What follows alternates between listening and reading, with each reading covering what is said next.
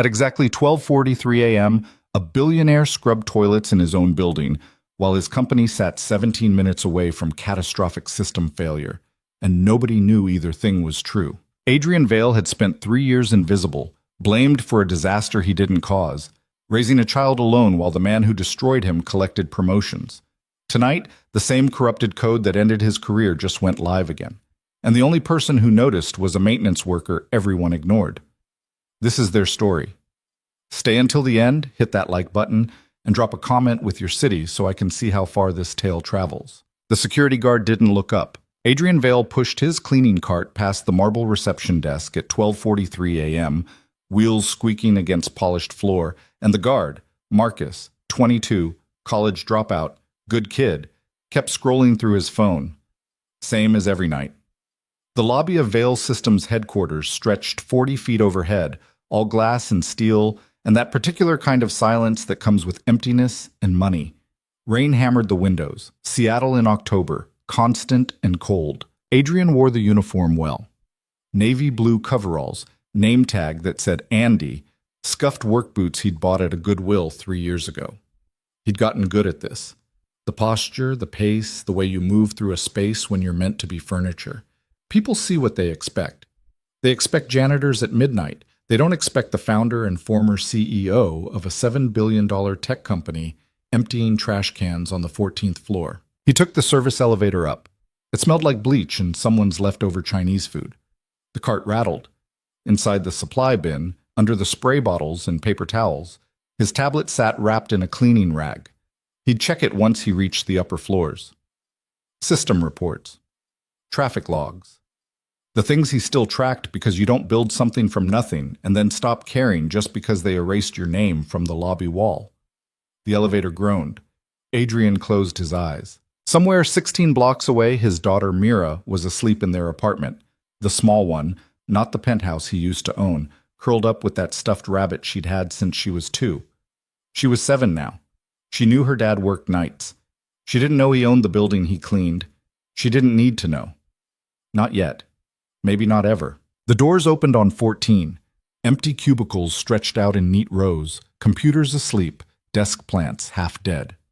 He started with the break room. Coffee grounds in the sink, someone's birthday cake collapsing in the fridge. He cleaned it the way he cleaned everything, methodically, completely. It wasn't about the work. It was about the access, about being here when no one watched, about seeing what happened in the bones of his company when the performance stopped. He moved through the floor, vacuumed, emptied bins, wiped down surfaces, and listened. Not with his ears, with his instincts. You learn things when you built a system from scratch. You feel when something's off, the same way you feel a fever coming before the thermometer proves it. Tonight, something felt wrong. He couldn't place it yet, just a tightness in his chest, a static in his brain. He finished 14 and moved to 16. Executive row. Bigger offices. Heavier doors. Photos of families and diplomas from schools that mattered. Leon Carter's office sat at the corner, senior VP of engineering now, the man who'd taken Adrian's design 3 years ago and stripped out every safety protocol to hit a launch deadline, then blamed Adrian when it failed spectacularly during a live demo in front of investors and journalists and everyone who mattered. Adrian stood in the doorway of Leon's office and looked at the man's desk. Clean. Organized. A photo of Leon shaking hands with the current CEO. Another of Leon at some charity gala. Black tie, champagne glass raised. Adrian felt nothing looking at it. He'd burned through the anger 2 years ago. What remained was colder, patience, precision. The truth would surface, eventually. He just had to stay close enough to see it when it did. He cleaned the office, dusted the shelves, emptied the trash, mostly printed emails, expense reports, a crumpled napkin with a phone number. He didn't read them. That wasn't why he was here. He finished and moved on. 23rd floor, 27th, 31st. At 1:47 a.m., he reached the 32nd floor. Server operations, climate controlled, restricted access. He had a key card. Janitors needed one. Nobody questioned it. And he scanned in. The air shifted immediately, cooler. The hum of machines, rows of server racks stretching back into fluorescent shadow. This was the heart of Veil Systems, the infrastructure that handled data processing for 11,000 corporate clients across 4 continents. He pulled out his tablet. Routine check. System health. Traffic patterns. Patch deployments. He scrolled through logs while his cart sat abandoned by the door. Everything looked standard. Normal bandwidth, scheduled maintenance windows, a firmware update pushed at 6 p.m., another at 9:30 p.m. Then he saw it. Patch deployment, a V17. Status, active authorization, L. Carter. Timestamp 23:18. Adrian's hand stopped moving. A V17. His breath went shallow. The tablet screen blurred. He blinked hard and read it again. A V17 wasn't supposed to exist anymore. It had been shelved, archived, buried under 3 years of new code and updated protocols. It was the patch, his patch, that Leon had pushed live without the safety architecture, without the validation layers, without any of the protections Adrian had built into the original design. The patch that had crashed during the investor summit in front of 200 people. The patch that had been blamed for a $40 million stock drop and 18 months of rebuilding trust. The patch that ended Adrian Veil's career, and now someone had deployed it again. Tonight, less than 2 hours ago. He scrolled deeper. The deployment log showed it live across primary systems. Active, running, integrated into the core processing pipeline. A system demonstration was scheduled for 9 a.m., 7 hours from now, with clients flying in from Singapore, London, Boston. Major contracts on the line. Press coverage. The board would be watching. Adrian's pulse hammered in his ears. This wasn't an accident. You don't accidentally deploy deprecated code into a live environment hours before a critical demo. Someone did this on purpose. Someone who either didn't know what AV-17 was or knew exactly what it was and wanted to watch it fail again. He pulled up the patch details. His fingers moved fast, muscle memory from years of writing this code himself. The architecture loaded on screen. He scanned it, and his stomach dropped. The safety layers were gone. Again. The same gutting Leon had done 3 years ago. Validation checks removed, failover protocols stripped out, error handling reduced to nothing. It was the compromised version, the version that would run fine for a few hours, maybe less, and then cascade into failure when transaction load hit a certain threshold, which would happen right around 9 a.m. when the demo started processing test data at scale. Adrian stood in the cold hum of the server room and felt the weight of it settle on him like a hand around his throat. If this failed the same way, Veil Systems wouldn't survive it. Not again. The company had barely recovered from the first disaster. A second one would gut investor confidence, kill contracts, bleed talent. The board would dismantle everything. And Mira's future, the trust fund he'd set up, the shares still in her name, the college savings built from stock options, would evaporate. He had to stop this. He had to pull the patch. Roll back. Now. But he couldn't, because Andy the janitor didn't have system access. Andy didn't have admin credentials. Andy couldn't authorize a goddamn thing.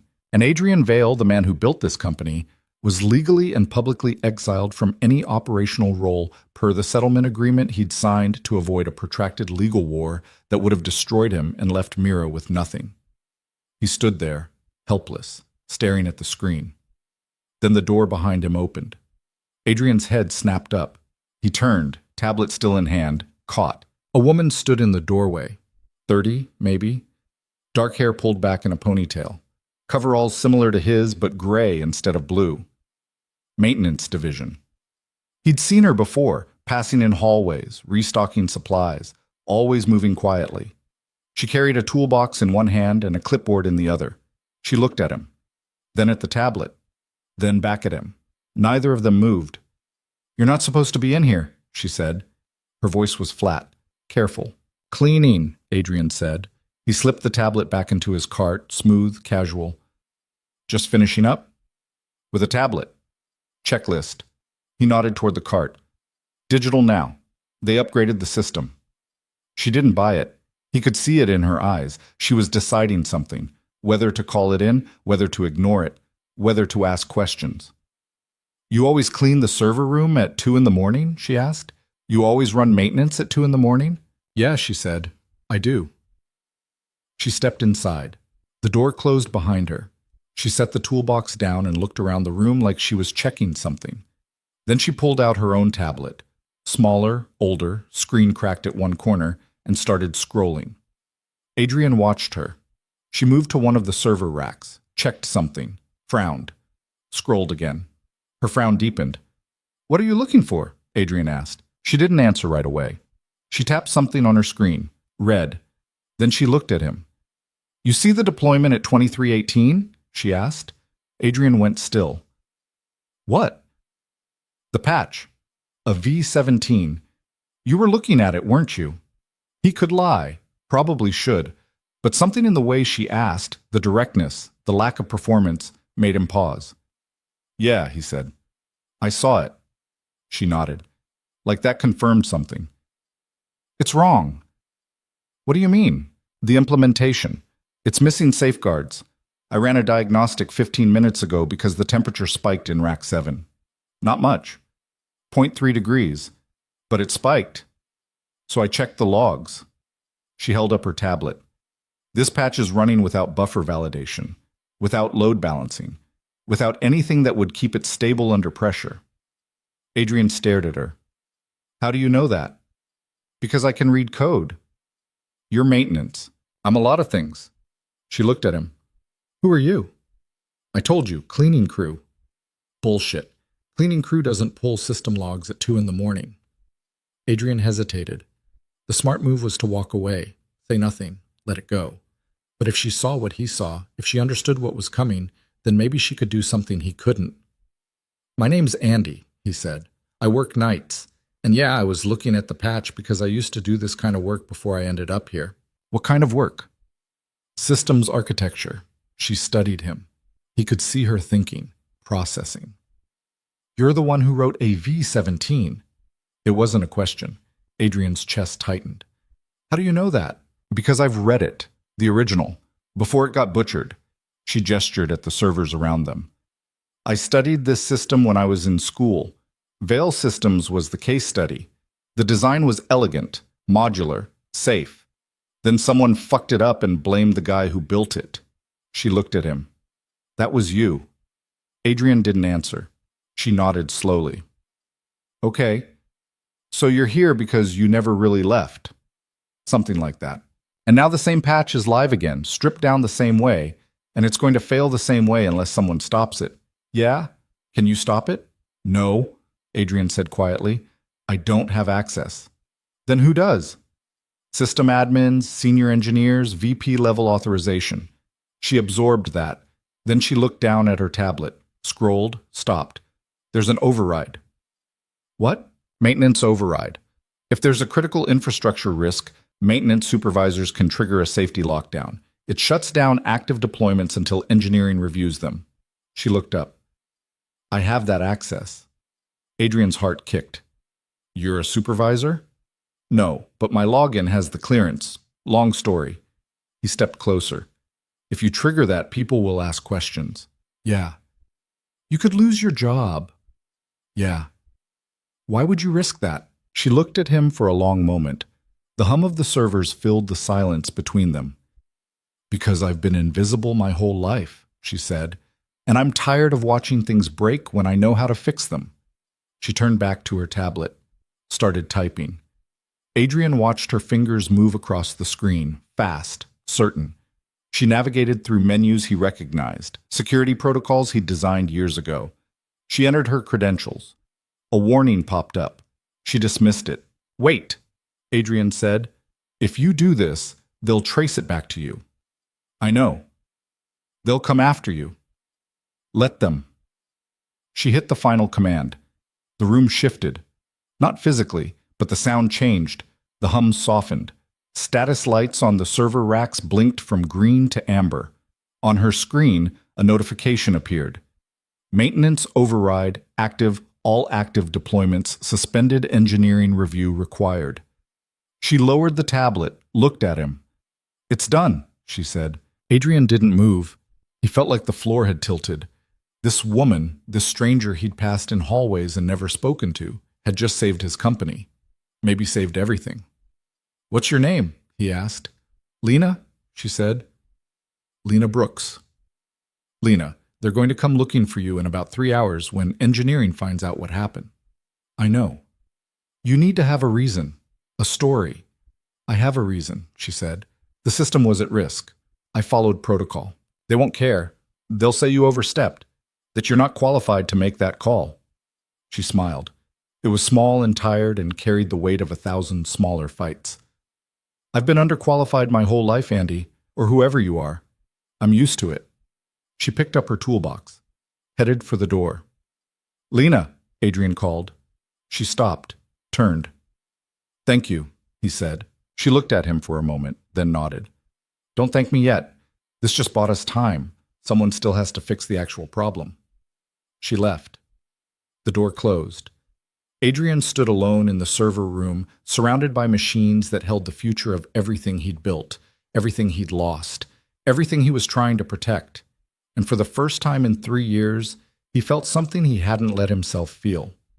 Hope. Well, at 6:47 a.m., the emails started.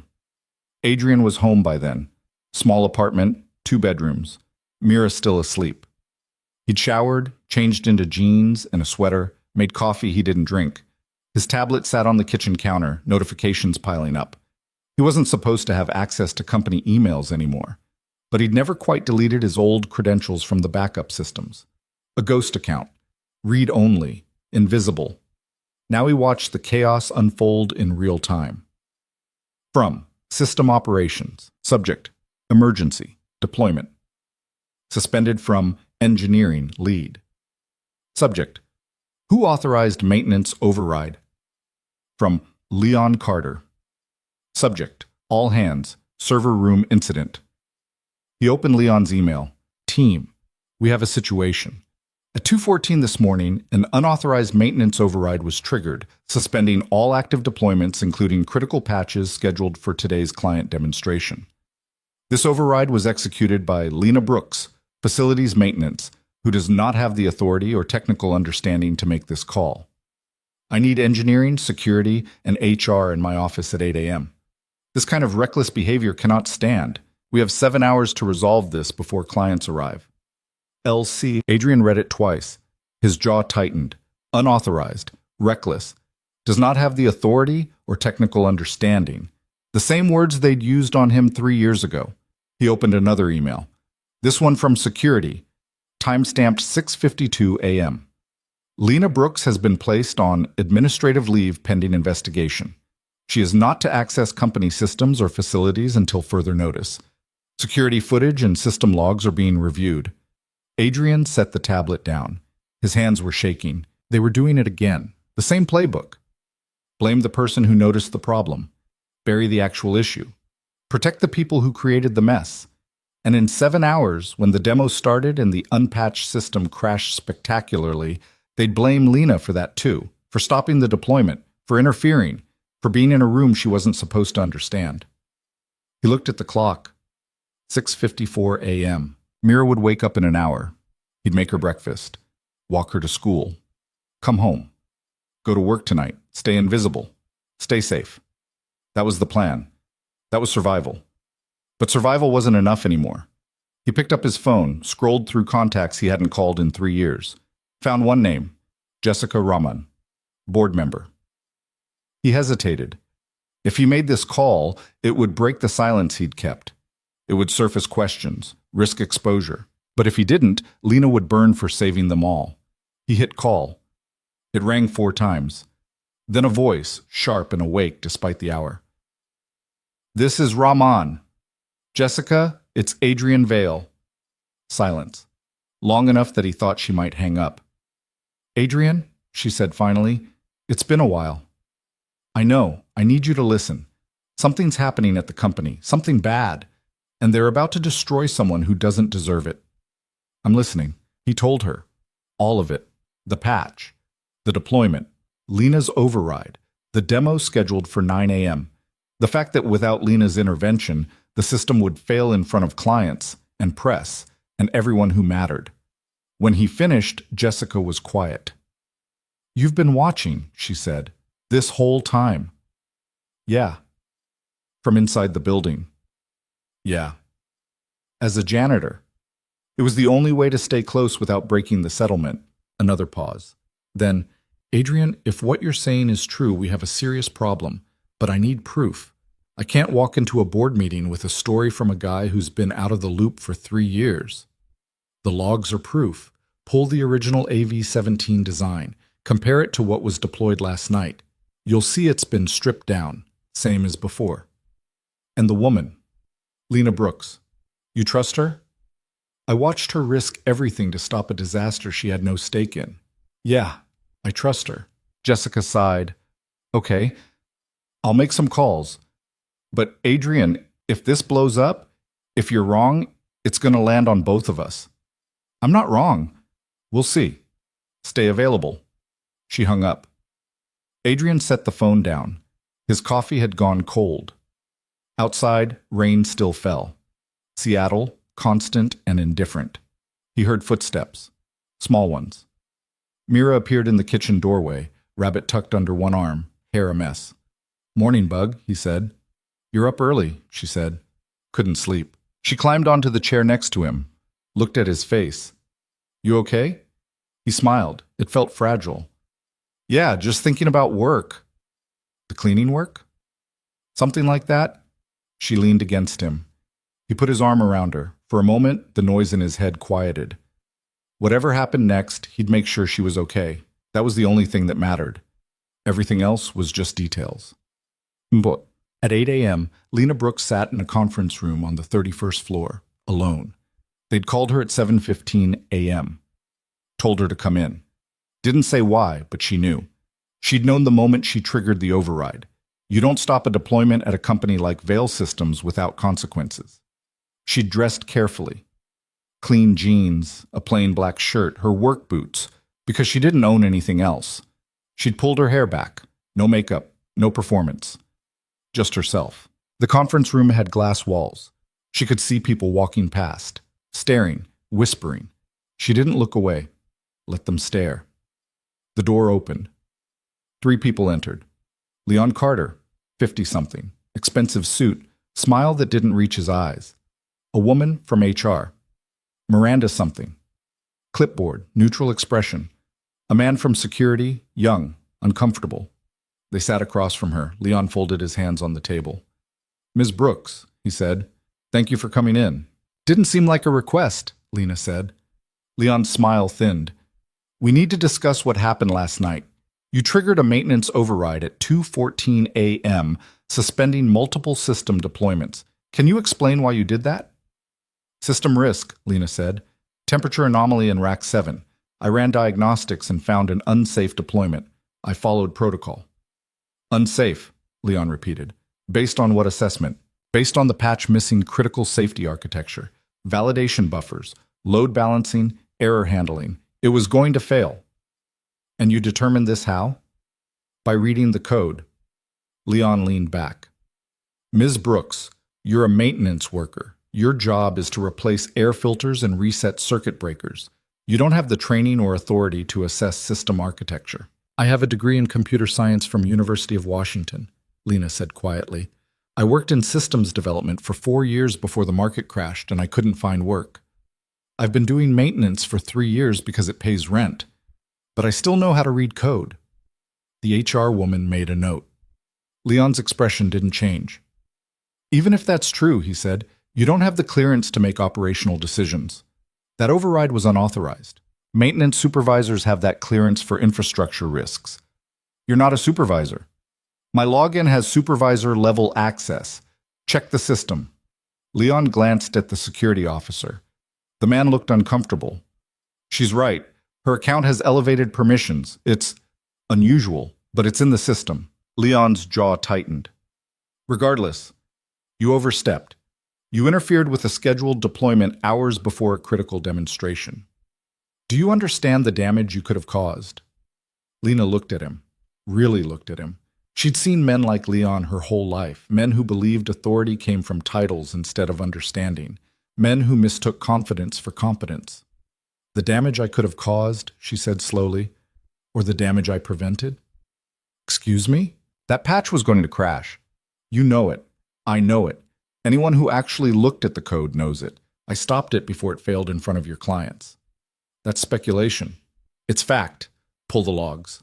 Compare the deployed version to the original design. You'll see someone stripped out the safety protocols. Leon stood up. The meeting was over. Ms. Brooks, you're on administrative leave effective immediately. You'll be contacted regarding next steps. Security will escort you out. Lena didn't move. Who deployed that patch? That's not your concern. It was you, wasn't it? You authorized AV-17, the same patch that failed 3 years ago. The room went very quiet.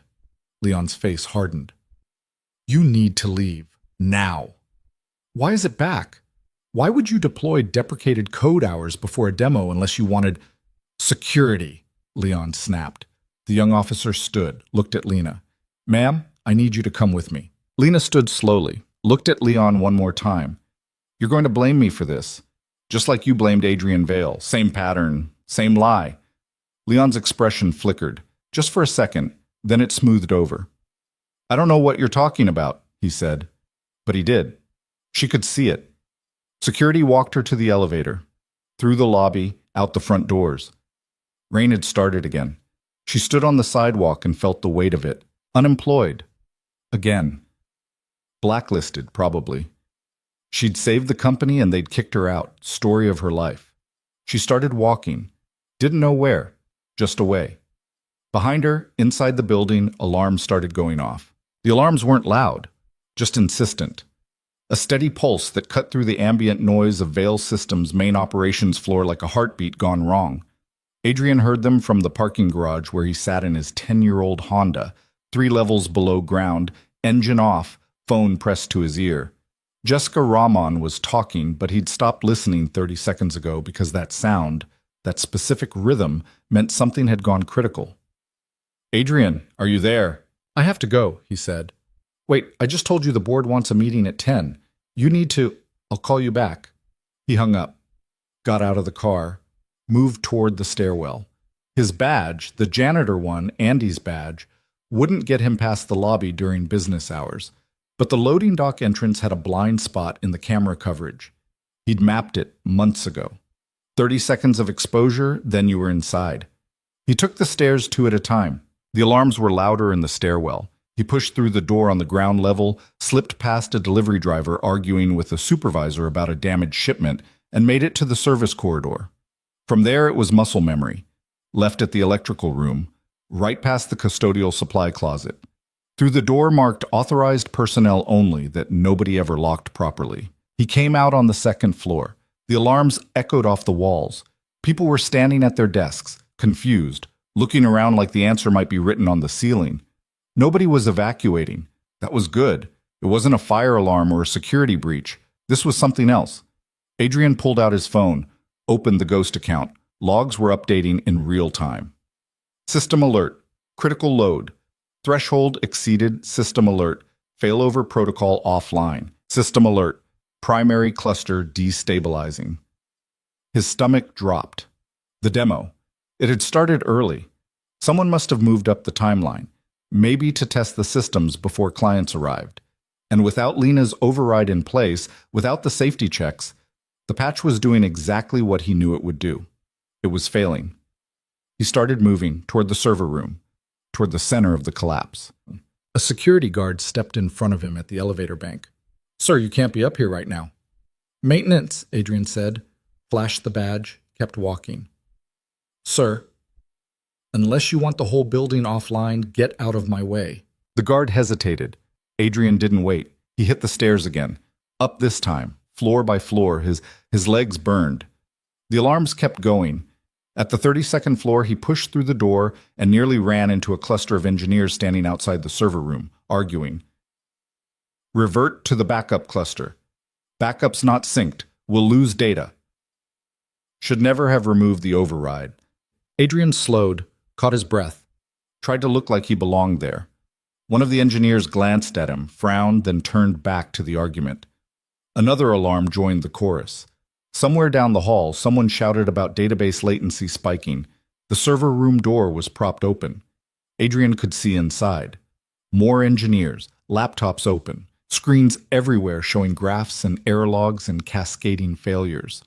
In the center of it all stood Leon Carter, phone to his ear, face red. "I don't care what time zone they're in," Leon was saying.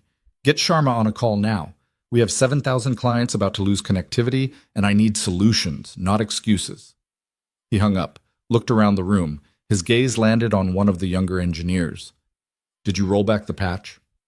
"We tried. It's integrated too deep. We need to rebuild the validation layer manually." "How long?" 4 hours, maybe 5. We have 90 minutes.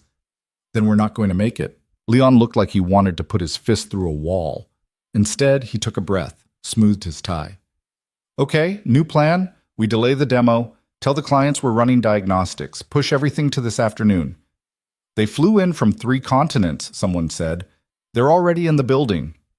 "Then give them coffee and a tour." "I don't care. Just buy me time." Adrian stood in the doorway, invisible in his coveralls, watching the panic unfold. This was it. The moment he'd been waiting for. The proof. Leon had redeployed the corrupted patch, and now it was eating the system alive, exactly like it had 3 years ago. And just like before, Leon was scrambling to cover it up instead of fixing the root cause.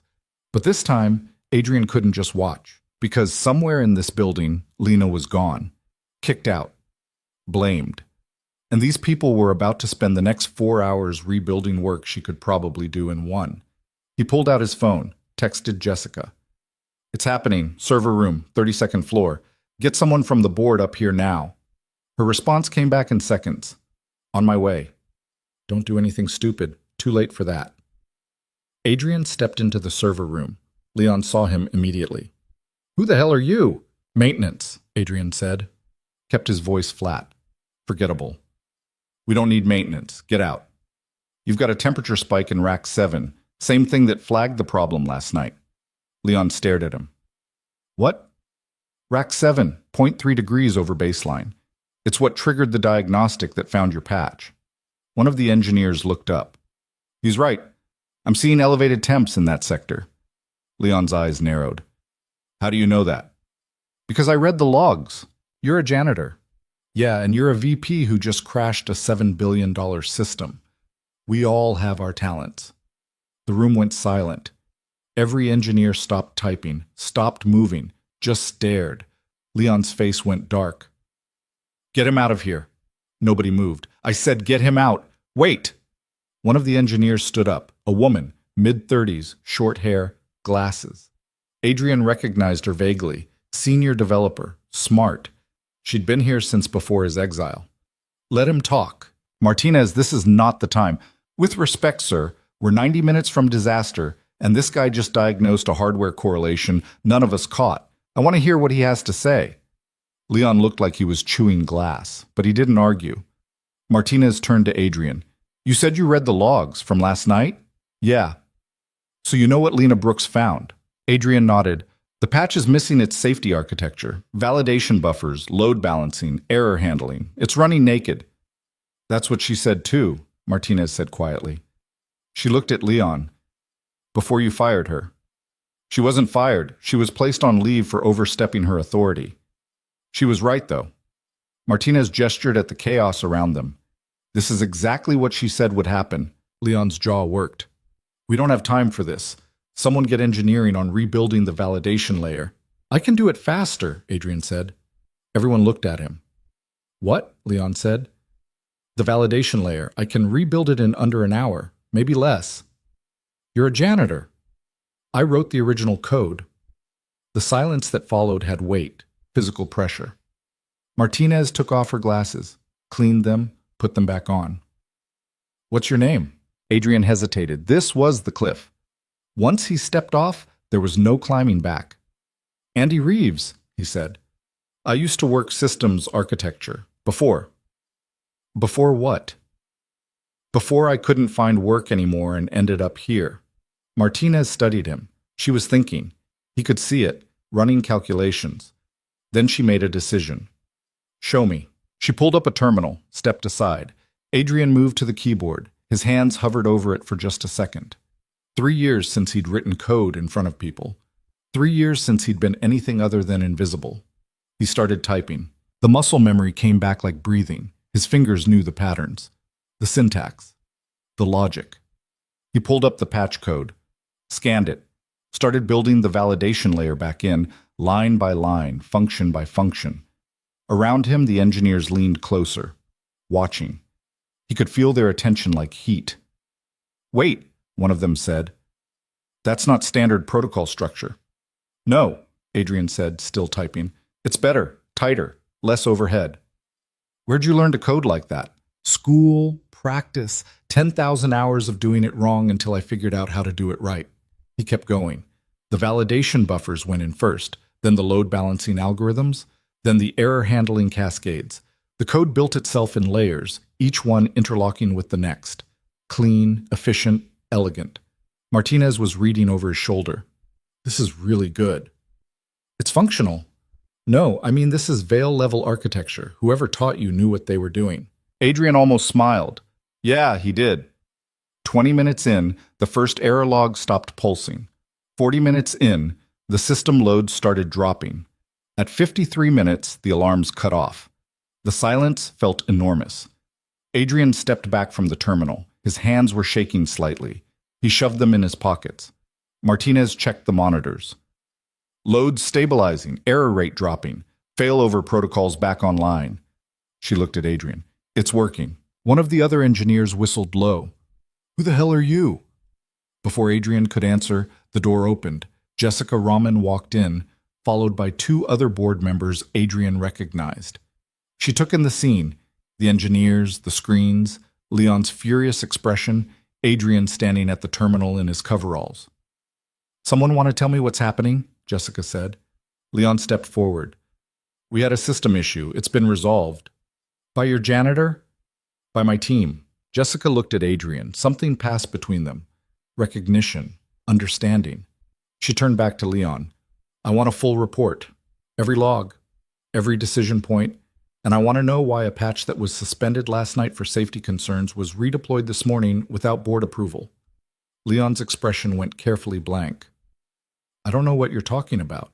"The maintenance override, triggered by Lana Brooks at 2:14 a.m. It suspended AV-17 pending review. Who authorized putting it back online?" "That override was unauthorized. We had a scheduled deployment of a deprecated patch missing critical safety features," Jessica said. Her voice was level, but there was steel underneath. "The same patch that failed 3 years ago, the same architecture problems, and now the same crisis. That's not coincidence, Leon. That's a pattern." Leon looked at the other board members. "I don't appreciate the implication." "Then help me understand. Because from where I'm standing, it looks like you deployed faulty code, blamed the person who caught it, and nearly crashed the company. Again." "That's absurd, is it?" Jessica pulled out her phone, scrolled. "I've been reading the archived reports from the Investor Summit incident. You authorized the deployment then, too, over Adrian Vale's objections. And when it failed, you blamed him." The room had gone very still. Adrian could feel every engineer listening, absorbing, recontextualizing 3 years of company history. Leon straightened his tie. "Adrian Vale was the lead architect. He signed off on the deployment after you removed his safety protocols and told him the board had already approved it," Jessica said. "I've seen the emails, Leon, the real ones, not the edited versions you presented to the board." "I don't know what you think you found. I found the truth." She looked at Adrian. "And I think we owe someone an apology." Adrian shook his head. "I didn't do this for an apology." "Then why did you do it?" He thought about Mira, about 3 years of watching from the shadows, about Lena standing in this same room last night, risking everything because it was the right thing to do. "Because it needed to be done," he said. Jessica nodded slowly, then she looked at Leon. "You're suspended, effective immediately, pending a full investigation." Leon's face went white. "You can't do that." "I'm chair of the board. I just did. Security will escort you out." "This is insane. I've given 12 years to this company and almost destroyed it twice." Jessica's voice didn't rise. Didn't need to. "Pack your office. You have an hour." Leon looked around the room, looking for support, for allies. The engineers avoided his gaze. He turned back to Jessica, opened his mouth, closed it. Then he walked out, spine rigid, footsteps echoing. When he was gone, Jessica exhaled, looked at Adrian. We need to talk, somewhere private. I have to pick up my daughter from school in 3 hours. This won't take that long. She led him to an empty conference room. The other board members followed. When the door closed, Jessica sat down heavily. Adrian, I need you to tell me everything. From the beginning, what you've been doing, what you know, all of it. So he told her. The janitor job. The ghost access. The monitoring. Watching his company from the inside out, seeing the places where it had fractured, the decisions that didn't make sense, the pattern of Leon's rise built on other people's work and other people's blame. When he finished, one of the other board members, an older man, gray hair, expensive watch, shook his head. You've been here the whole time, cleaning toilets. Among other things. Why didn't you come forward sooner? Because the settlement agreement bans me from operational involvement. If I'd surfaced, you would have had legal grounds to void Mira's trust. I couldn't risk that. Jessica leaned back. So you stayed invisible? Yeah. And what about Lena Brooks? The gray-haired man asked. The woman who triggered the override. Where does she fit in this? She saw what I saw, Adrian said. But unlike me, she didn't have anything to lose by speaking up, so she did. And we fired her for it. You put her on leave. There's a difference. Not much of one. Jessica rubbed her eyes. We need to bring her back, officially, with an apology and a proper role. She won't come back, Adrian said. Not after this. How do you know? Because I wouldn't. Jessica was quiet for a moment. Then she looked at him, really looked at him. What do you want, Adrian? What do you mean? From this? From us? You saved the company. Again. You could have walked away. Let it burn. But you didn't. So what do you want? Adrian thought about it. About the years in the shadows. About Mira asking why he worked nights. About the hollow feeling of watching something you built become something you didn't recognize. I want it to be what it was supposed to be, he said. Before the lawyers and the politics and the performance, I want it to matter. That's not much of an ask. It's the only one I have. Jessica nodded, looked at the other board members. Some silent conversation passed between them. Then she turned back to Adrian. We want you back. Not in the shadows, not as Andy the janitor, as yourself, Chief Technology Officer, full operational authority, clean slate. Adrian's chest tightened. I can't. Why not? Because I have a daughter who needs stability, who needs a parent who comes home at normal hours and doesn't live in crisis mode. I can't give her that if I'm running this company. Then don't run it. Just fix it. Fix the things only you know how to fix. Let other people handle the rest. That's not how this works. It could be. Jessica leaned forward. Adrian, we're offering you a way back on your terms. Whatever you need to make it work, flexible hours, remote capabilities, support staff, we'll figure it out. But we need you, not just for this crisis, for all of it. He wanted to say yes. The word was right there. But he couldn't get it past the weight of everything that had happened. The betrayal, the exile, the 3 years of being erased. I need to think about it, he said. Fair enough, but think fast. We have a demo in 45 minutes, and I'd like to tell our clients we have an actual CTO. She stood. The other board members followed. At the door, Jessica paused. For what it's worth, I'm sorry. For how it went down before. For not fighting harder. You deserved better. Yeah, Adrian said. I did. She left. Adrian sat alone in the conference room and felt the weight of the choice pressing down on him. In his pocket, his phone buzzed. A text from Mira's school. Reminder, parent-teacher conference tomorrow at 4 p.m. He closed his eyes, breathed. Then he stood up and left the building. Outside, the rain had stopped. The sky was still gray but lighter. He walked to his car, got in, sat there for a long moment. His phone rang. Unknown number. He answered. Yeah? Is this Andy? A woman's voice. Familiar, but he couldn't place it. Who's this? Lena Brooks. Adrian sat up straight. How'd you get this number? I saw you talking to the board member in the hall. Rahman, right? I looked her up. Found an old email chain from 3 years ago. You were CC'd. Put the pieces together. A pause. It's you, isn't it? Adrian Vale. No point lying. Yeah, I thought so. The way you looked at the code, the way you moved in that room. You weren't just some janitor who used to do this work. You were the guy who built it. Was is the right word. They offer you your job back yet? How did you? Because that's what they do. Crisis hits, they panic. They bring back the person who actually knows what they're doing. Then 6 months later, when everything's stable, they'll find a reason to push you out again. It's the cycle. Adrian was quiet. Because she was right. You calling to warn me off? He asked. No, I'm calling because I want to know what you're going to do. About what? About me. About what happened. About the fact that I'm currently unemployed because I stopped their disaster and they decided I was the problem. I told the board they need to bring you back. And what did they say? That they would, with an apology. Lena laughed. It was sharp, bitter. An apology. Right, that'll pay my rent. I'm serious. So am I. Adrian, I don't want their apology. I want them to admit they were wrong. I want Leon Carter's name in the same sentence as the word failure. And I want a job where I'm not invisible anymore. I can't promise any of that. Then what can you promise? He thought about it, about what he'd built, about what it had become, about what it could be if people like Lena, people who saw the truth and spoke it even when it cost them, had actual power instead of just proximity to it. If I go back, he said slowly, I'm going to need people I can trust, people who care about the work more than the politics, people who'll tell me when I'm wrong. You offering me a job? I'm saying if I take mine, there's one waiting for you. Real role, real authority, not maintenance, not invisible. Silence on the line. Then, what's the role? I don't know yet. Whatever makes sense, whatever you're good at. I'm good at seeing what's broken and fixing it. Then that. Another pause. Why should I trust you?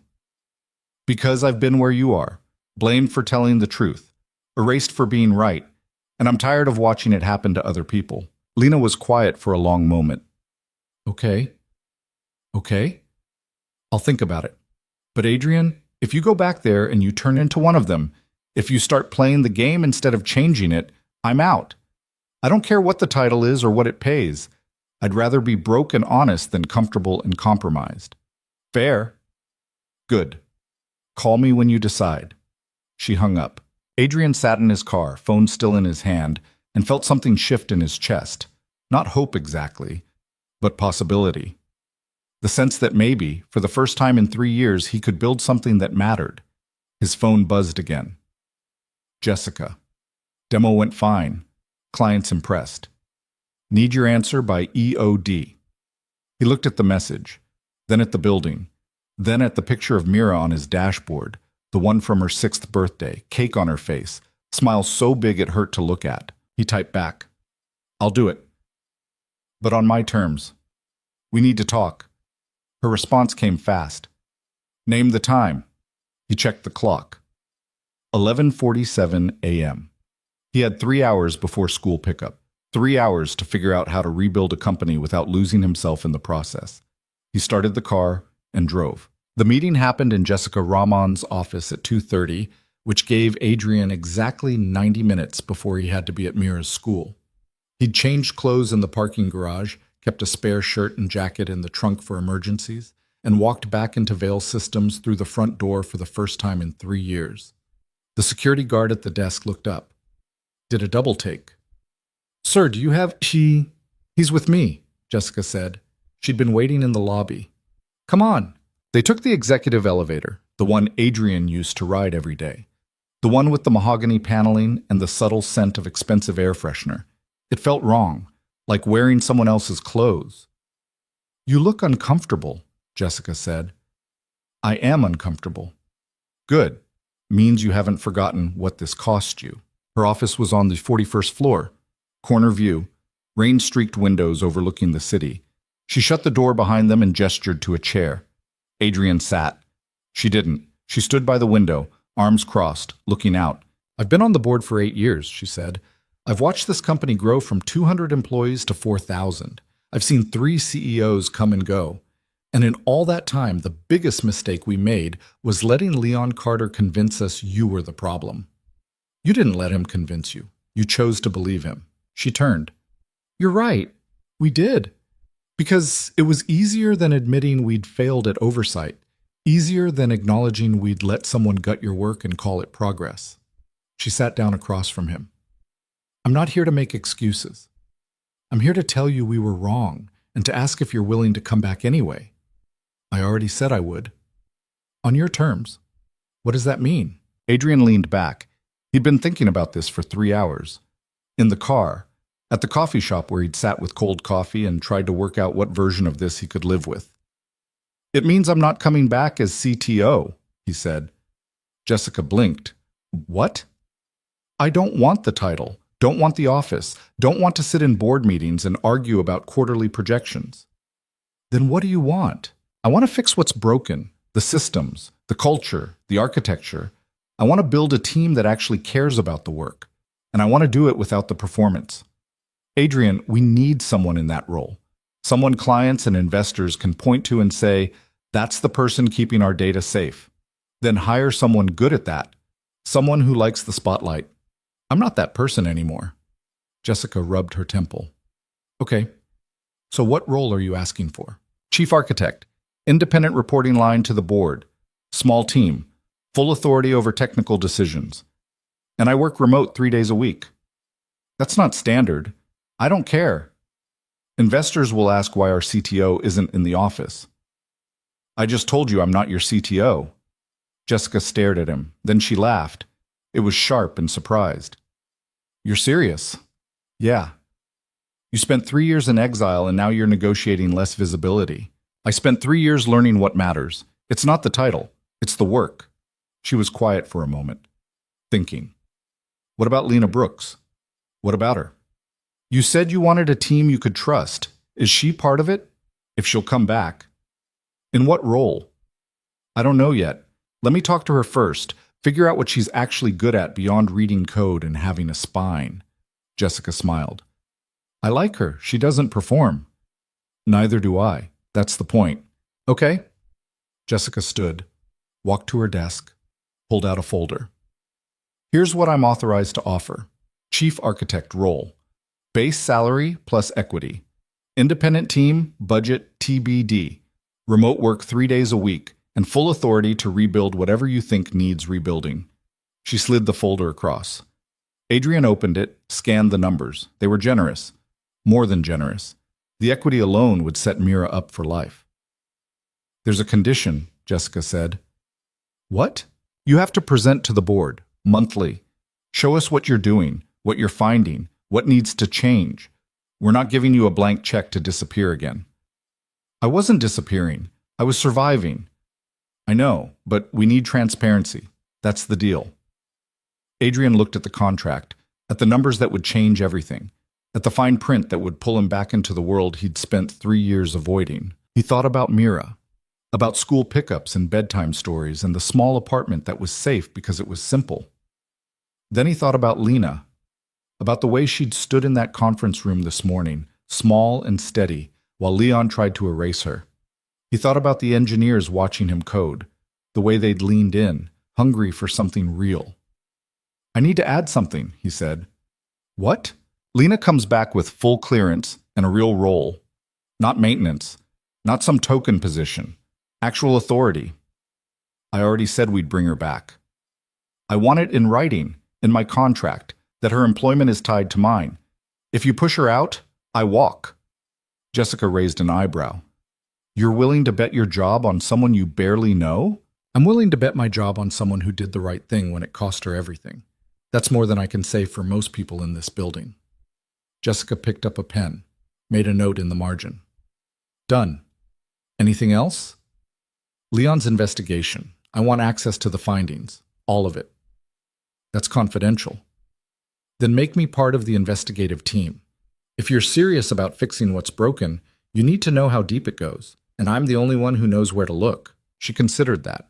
Okay, but Adrian, if we find something criminal, if this goes beyond poor judgment, you have to let us handle it through proper channels. No vigilante justice. I'm not looking for revenge. I'm looking for the truth. Good. She held out her hand. We have a deal? Adrian looked at her hand, at the door behind her, at the rain streaking the windows. He shook her hand. Yeah, we have a deal. She smiled. Welcome back. He left her office at 3:15 p.m., took the elevator down, walked through the lobby. Marcus, the security guard, looked up this time, did a full stop. Mr. Vale? Adrian paused. Yeah. Welcome back, sir. Thanks, Marcus. He pushed through the doors into the afternoon. The rain had started again, light this time. He got to his car and sat behind the wheel and realized his hands were shaking. He'd done it. He'd stepped back into the light. Now he had to figure out if he could live there. His phone rang. Lena. Did you do it? She asked. Yeah. Idiot. Probably. What'd they offer you? Chief architect, independent team, remote flexibility, and a clause that says if you come back, they can't fire you without firing me too. Silence on the line. Then, you didn't. I did. Adrian, you don't even know me. I know enough. You know I stopped a system failure. That's it. I could be terrible at everything else. Are you? No, I'm good at what I do, but that's not the point. Then what is? She was quiet for a moment. Why are you doing this? Because 3 years ago, nobody stood up for me, and I'm not going to let that happen to someone else. He could hear her breathing on the other end, thinking. What's the role? She asked finally. I don't know yet. That's what I want to talk to you about. Can you meet me tomorrow? Where? Vale Systems, 10th floor. There's a conference room that's usually empty around 10 a.m. You want me to walk back into that building after they escorted me out this morning? Yeah. You're insane. Probably, but I'm also serious. 10 a.m. tomorrow. I'll clear you with security. Another pause. Okay. But Adrian, if this is some kind of pity hire, if you're bringing me back just to make yourself feel better, I'll know. And I'll walk. It's not pity. It's strategy. I need people who see what's broken. You're one of them.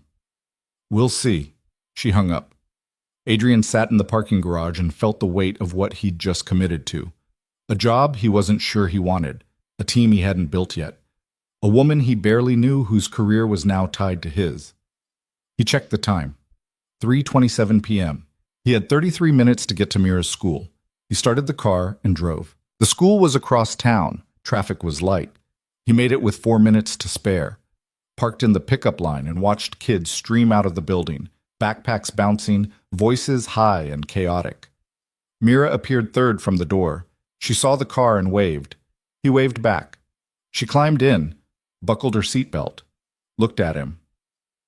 You're wearing your nice shirt, she said. Had a meeting. About the cleaning job?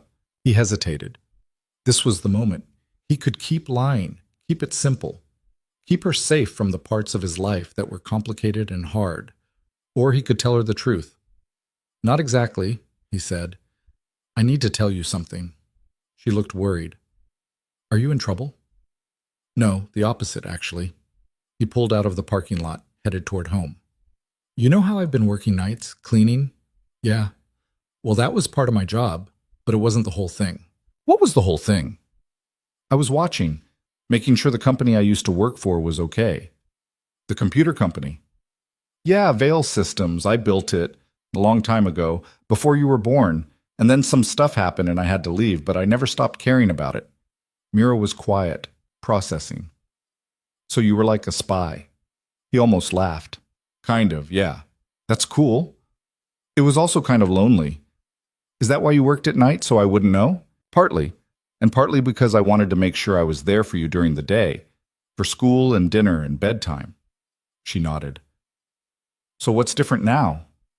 They asked me to come back, for real this time, not hiding, and I said yes. Does that mean you won't work nights anymore? Some nights I will, but not as many, and I'll be home more during the day. Okay. She looked out the window. Can I see it? See what? Your company, the one you built. Adrian felt something tighten in his chest. Yeah, I can take you there sometime. Tomorrow? I have a meeting tomorrow. Can I come? To the meeting? Yeah, I want to see what you do. He thought about it. About Lena walking into that conference room expecting a private conversation, about board members and engineers and the weight of professionalism. Then he thought about Mira sitting in the lobby for 3 years, waiting for him to finish his shift, never complaining, never asking why her dad cleaned toilets when other dads wore suits. "Okay," he said, "but you have to be quiet during the meeting." "I'm always quiet." "That's a lie." She grinned. "Can I bring my tablet?" "Yeah." "Then I'll be quiet." They got home. Adrian made dinner, pasta with butter and garlic, the way Mira liked it. She talked about school, about the science project she was working on, about a boy named Dylan who'd gotten sent to the principal's office for putting a frog in someone's backpack. Adrian listened, nodded in the right places, but his mind kept drifting to tomorrow, to Lena, to the conversation they needed to have. After Mira went to bed, he sat at the kitchen table with his laptop and pulled up the archived files from the Investors Summit incident. Jessica had given him access as part of the investigation. He started reading. The first file was the deployment log from 3 years ago. He'd seen it before, lived through it. But reading it now, with distance and clarity, he could see the pattern. The timestamps didn't match. Leon's authorization had come through at 11:47 p.m. the night before the demo, but the safety protocols had been removed from the code at 6:23 p.m., hours earlier, which meant someone had stripped the protections before Leon officially approved anything. Adrian opened another file. Email chains. He scrolled through them, found one from Leon to a junior developer named Torres. "Make the changes we discussed. Remove the validation buffers and streamline the error handling. We need this leaner for tomorrow's demo." "I'll handle the approval," Torres had replied. "Are you sure? The original design has those buffers for a reason. If we remove them, the system could destabilize under load." Leon's response: "Veil's designs are overcomplicated. Trust me. This will run smoother without all the extra layers. Just make the changes." Adrian sat back, stared at the screen. Leon hadn't just gutted the patch on impulse. He'd done it deliberately, over objections, knowing the risk. And when it failed, he'd buried the emails and blamed Adrian for the design. The next file was the incident report, written by Leon, submitted to the board 3 days after the crash. The deployment failure resulted from fundamental architectural flaws in Adrian Veil's design. Despite warnings from the engineering team, Veil insisted on pushing the patch to production without adequate testing. The resulting system failure caused significant reputational damage and financial loss. I recommend immediate suspension of Veil's operational authority pending full review. It was a masterpiece of misdirection.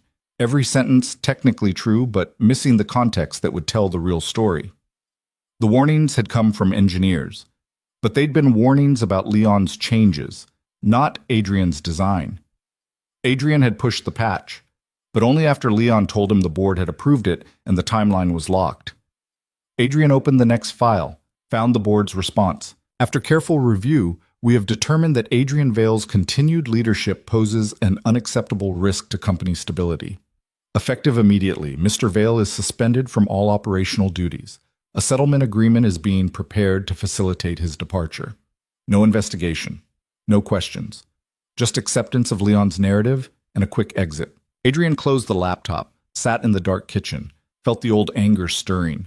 He'd thought he was past it, thought he'd burned through it and come out the other side. But reading those files, seeing the deliberate construction of the lie, he realized the anger had just been waiting. Quiet, patient. He took a breath, let it out slow. Revenge wasn't the goal. Justice was. And justice meant exposing the pattern, showing the board that what happened to him wasn't an isolated incident, but a deliberate strategy, one that Leon had just tried to use on Lena. His phone buzzed, a text from Jessica. "Legal found something. Call me when you can." He looked at the clock. 10:47 p.m., late, but Jessica didn't text this late unless it mattered. He called. She answered on the first ring. "You're awake." "So are you." "I've been reading through Leon's communications, the ones our legal team pulled for the investigation." And there's a pattern. Over the last 3 years, every major technical decision that went wrong can be traced back to him. He strips out safety features, rushes deployments, and then blames the engineers when things fail. How many engineers? 7, including you, all of them pushed out quietly. Settlements with NDAs, no public record. Adrian's grip tightened on the phone. He's been doing this for 3 years? Longer, probably. We only have access to recent files, but yeah, it's systematic. Why? Control, maybe, or ego. He doesn't like being questioned, doesn't like designs that are more complex than he can understand. So he simplifies them, breaks them, and eliminates anyone who calls him on it. And the board never noticed? We noticed the failures. We didn't notice the pattern. That's on us. She paused. Adrian, this changes things. We're not just talking about one bad deployment. We're talking about potential fraud, sabotage, maybe even criminal negligence. What are you going to do? Present it to the full board, probably bring in outside investigators, and recommend Leon's termination for cause. Not suspension, termination. Yeah, Adrian was quiet. This was bigger than he'd expected, bigger than one man's vendetta. This was institutional failure, years of it. What do you need from me? He asked. Keep doing what you're doing. Build your team, fix the systems. And if you find anything else in those archived files, flag it. I will. Good. Get some sleep, Adrian. Tomorrow's going to be a long day. She hung up. Adrian sat in the kitchen and listened to the silence. Somewhere down the hall, Mira was asleep. Safe. Unaware of the chaos about to unfold. He wanted to keep it that way, but he also wanted her to grow up in a world where telling the truth didn't get you erased, where doing the right thing didn't cost you everything, and that meant finishing what he'd started. He went to bed, didn't sleep much. At 6:30 a.m. he got up, made coffee, woke Mira.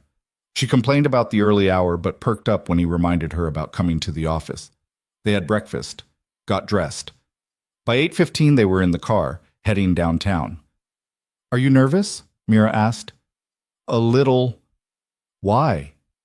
Because I'm about to ask someone I barely know to trust me, and I'm not sure she will.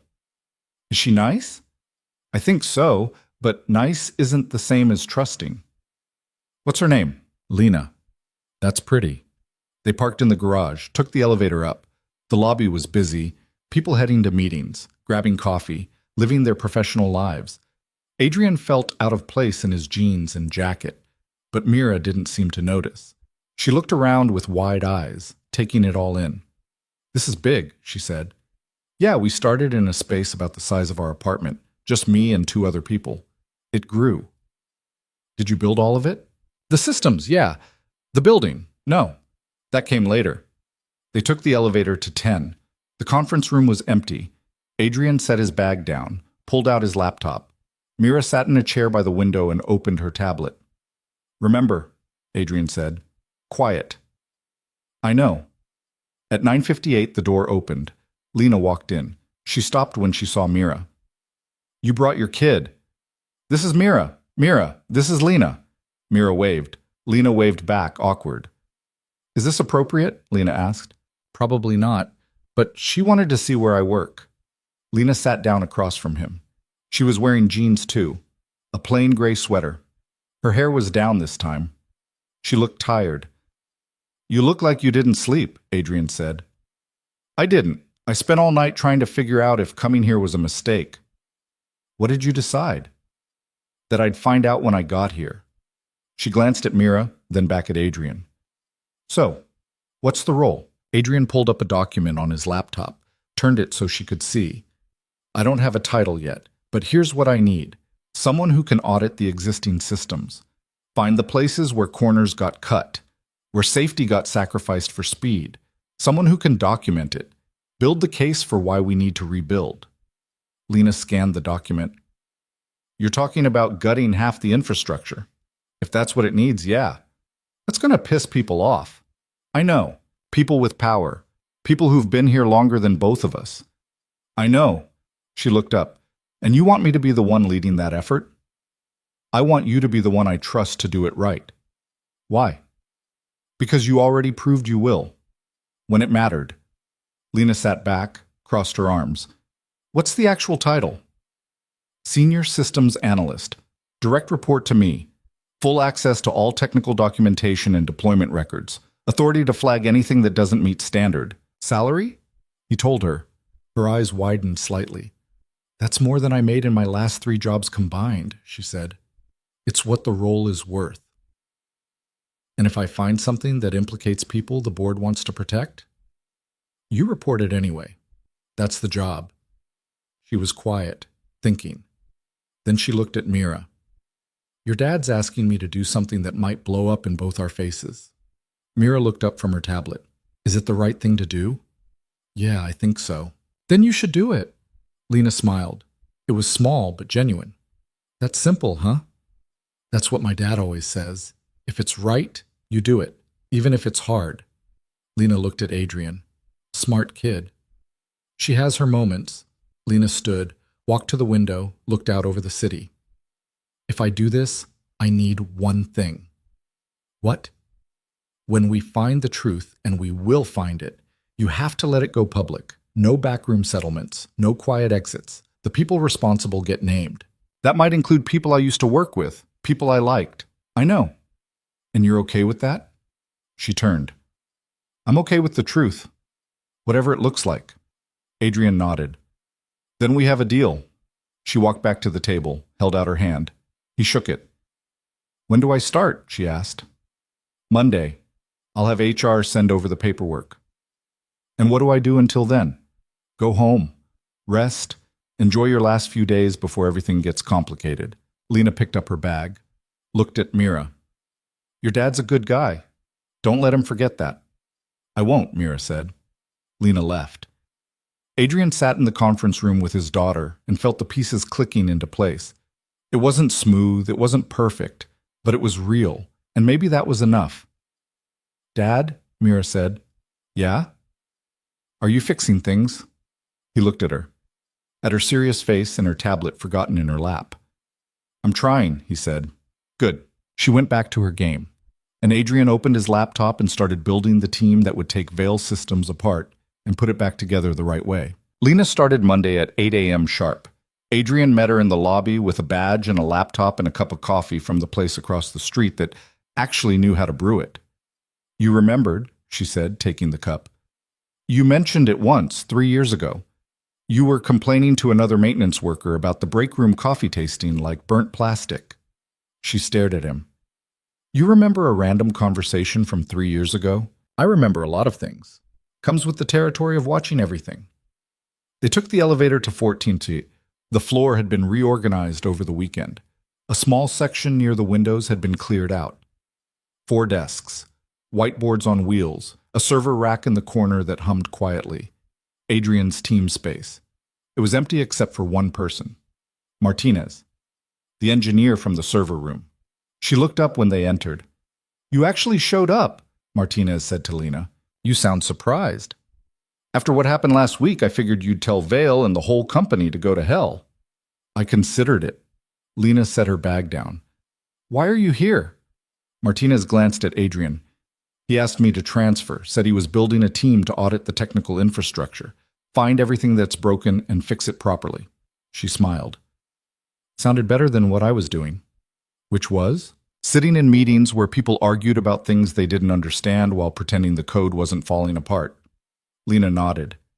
Yeah, that sounds worse. Adrian pulled up a chair. Okay, ground rules. We're not here to make friends, we're here to find the truth.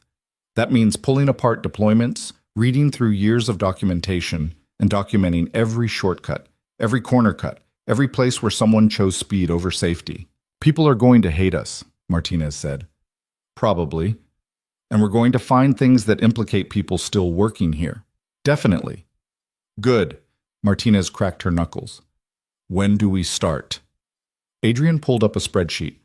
I've been building a list. Every major deployment over the last 4 years. Every system upgrade. Every patch. We're going to review them all. Lena leaned over, scanned the list. This is going to take months. Then we'd better get started. They worked in silence for the first hour, each of them taking sections of the deployment history, reading logs, checking code repositories, making notes. The rhythm settled quickly. Martinez was fast, aggressive with her searching. Lena was methodical, careful. Adrian moved between them, answering questions, pulling up archived versions when they needed comparison points. At 10:15, Martinez stopped. Found something. Adrian looked over. What? Patch deployment from 18 months ago. System update for the client portal. Authorization shows it went through standard review, but when I pull the actual code changes, half the security protocols are missing. Who approved it? Martinez scrolled. Carter. Leon Carter. Lena came over. Looked at the screen. Same pattern as AV-17. Yeah, Martinez highlighted the changes. The original design had multi-factor authentication, encryption on all data transfers, session timeout protocols. The deployed version has basic password protection and nothing else. Adrian pulled up the deployment timeline. When did this go live? March 14th, last year. Were there any incidents after deployment? Martinez checked the incident logs. Her face went still. Yeah, 3 weeks later, unauthorized access attempt on 14 client accounts. The security team flagged it as a potential breach, but couldn't confirm how the attacker got in. Because the security protocols weren't there, Lena said quietly. And nobody knew to look for them because the deployment was marked as approved and reviewed. Adrian sat back. Did they catch who did it? No, the investigation went cold. They updated some passwords and moved on. Adrian made a note. Add it to the list. We need to document every incident that might trace back to one of these compromised deployments. They kept working. By lunch, they'd found 4 more, each one following the same pattern. Solid original design, gutted implementation. Leon's authorization. Incidents that followed weeks or months later, never quite severe enough to trigger a full investigation, but significant enough to cause damage. At 12:30, Jessica Rahman appeared in the doorway. How's it going? We found 6 compromised deployments so far, Adrian said, all authorized by Leon Carter, all followed by security incidents or system failures. Jessica stepped inside, closed the door. I need you to stop. The room went silent. Excuse me, Adrian said. The board met this morning. Legal is concerned that if you keep digging, we're creating evidence that could be used against the company in a lawsuit.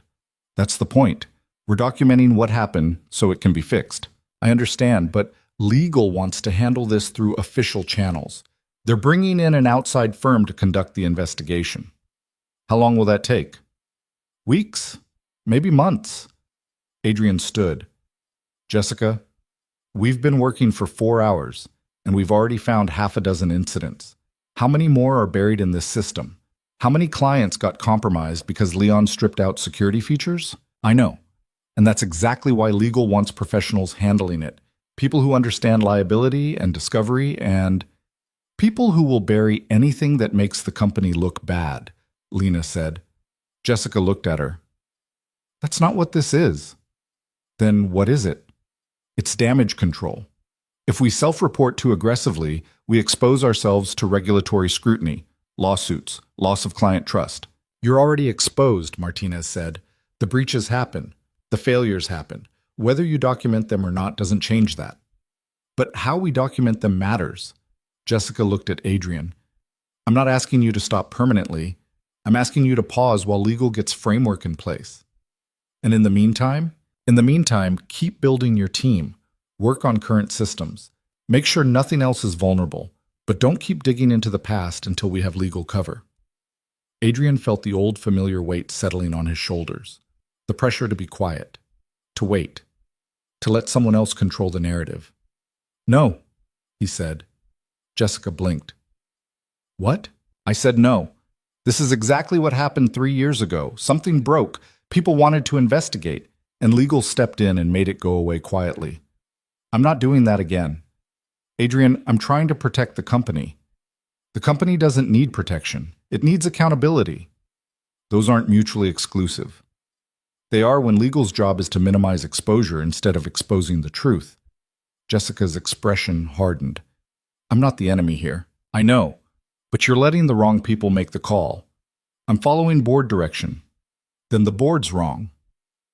They stared at each other. The silence stretched. Finally, Jessica shook her head. I can't stop you. Technically, you have the authority to access all this documentation. But I'm telling you, if you keep pushing and it blows up, I can't protect you. I'm not asking you to. Jessica looked at Lena and Martinez. You two understand what he's doing. He's putting his job on the line. Yours too, by extension. Martinez shrugged. I've had worse jobs. Lena said nothing, just met Jessica's gaze and didn't blink. Jessica sighed. Okay, but don't say I didn't warn you. She left. The door closed. Adrian sat down, felt his hands shaking slightly. He pressed them flat on the desk. That was dumb, Martinez said. Yeah, we're going to get fired. Probably. Cool. Just wanted to make sure we were all on the same page. She went back to her screen, kept working. Lena pulled her chair closer to Adrian, spoke quietly. You didn't have to do that. Yeah, I did. Why? Because 3 years ago, I let them make me quiet, and it cost me everything. I'm not making that mistake again. She studied his face. You're angrier than you pretend to be. Everyone's angrier than they pretend to be. I'm just tired of pretending. She nodded, went back to her desk, started typing. They worked through lunch, through the afternoon. By 5 p.m., they documented 11 compromised deployments, each one a small disaster waiting to happen. Some had already happened. Others were still live in the system, vulnerabilities just sitting there. At 5:47, Adrian's phone rang. Unknown number. He answered. Yeah? Mr. Vale? A woman's voice, professional, clipped. Who's this? Diane Foster. I'm with Morrison and Blake. We're the law firm the board hired to investigate the recent technical incidents. Okay.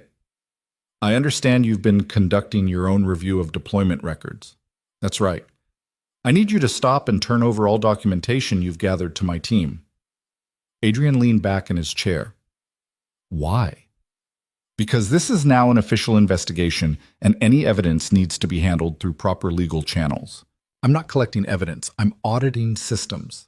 The result is the same. You're documenting incidents that could expose the company to liability. The incidents already exposed the company. I'm just writing them down.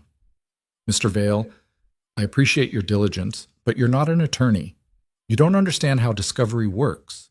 If you continue to create documentation without legal oversight, you could inadvertently waive privilege or create material that's subject to subpoena. Good. Silence on the line. Excuse me? I said good. If someone subpoenas this stuff, they should get it. The truth doesn't need privilege. That's not how corporate legal strategy works. Then maybe corporate legal strategy is part of the problem. Another pause. When Foster spoke again, her voice was colder. I'm going to be very clear. If you continue this investigation without cooperating with my team, I will recommend to the board that you be placed on administrative leave pending review of your conduct. Adrian felt something shift in his chest. The old fear. The old pattern. They were doing it again. Threatening him. Trying to make him back down. But this time he had something he didn't have before. Proof. Documentation. And 2 people sitting 10 feet away who'd heard every word. Do what you need to do, Adrian said. I'm not stopping. He hung up. Martinez looked over. That sounded fun. Company lawyer wants us to hand over everything and shut up. What did you tell her? No. You really are trying to get fired. Starting to look that way. Lena stood, walked to the window, looked out at the city. They're going to come after us. All of us. I know. We should document that too. Create a record of every threat, every attempt to shut this down. Adrian looked at her. You want to build a case against the company you just started working for? I want to build a case for the truth, wherever it leads. Martinez pulled out her phone, started recording. For the record, today is Monday, October 16th. The time is 5:52 p.m. Adrian Vale just received a call from Diane Foster of Morrison and Blake, threatening administrative leave if we continue our systems audit. This is me documenting that threat. She stopped recording, looked at Adrian. What else? Adrian felt something like pride, or maybe just relief, that he wasn't alone in this. Everything, he said. We document everything. They worked until 8 p.m., built a timeline, cross-referenced incidents with deployments, created a shared drive with all the evidence, encrypted, backed up to 3 separate locations. When they finally left, the building was mostly empty. They rode the elevator down together, walked out into the rain. You have a car? Adrian asked Lena. Bus. I'll give you a ride. You don't have to. I know. Get in. She did. Martinez waved and headed to her own car. Adrian drove through the wet streets. Lena gave him directions to an apartment building in a neighborhood that had seen better decades. "You live here?" Adrian asked. "It's what I can afford. On your new salary, you could do better." "Haven't gotten a paycheck yet. Can't exactly put down first and last on a promise." He pulled up to the curb. She started to get out, then stopped. "Adrian?" "Yeah?" "Thank you for not backing down. Thank the lawyer. She's the one who made it easy." "I'm serious. Most people would have caved." "I'm not most people." "No, you're not." She got out, closed the door, walked to the building entrance. Adrian sat there for a moment, watched her disappear inside. Then he drove home. Mira was already asleep. The neighbor who watched her on late nights was reading on the couch. Adrian paid her, thanked her, locked the door after she left. He checked on Mira. She was curled up with her rabbit, breathing steady. He stood in the doorway and felt the weight of what he'd started. This wasn't just about him anymore. It was about Lena and Martinez. About every engineer who'd been blamed for someone else's mistakes. About the clients who'd trusted Veil Systems to keep their data safe and got betrayal instead. He went to the kitchen, opened his laptop, started writing. Not code this time. A memo. Addressed to the board. Documenting everything they'd found, every compromised deployment. Every incident. Every pattern that pointed back to Leon Carter's systematic gutting of security protocols. He attached the evidence. The logs. The code comparisons. The timeline. Then he wrote one more paragraph. "I understand legal wants to control this process. I understand the board is concerned about liability. But I'm more concerned about the truth. The clients who trusted us deserved better than what they got. The engineers who were blamed for failures they didn't cause deserved better.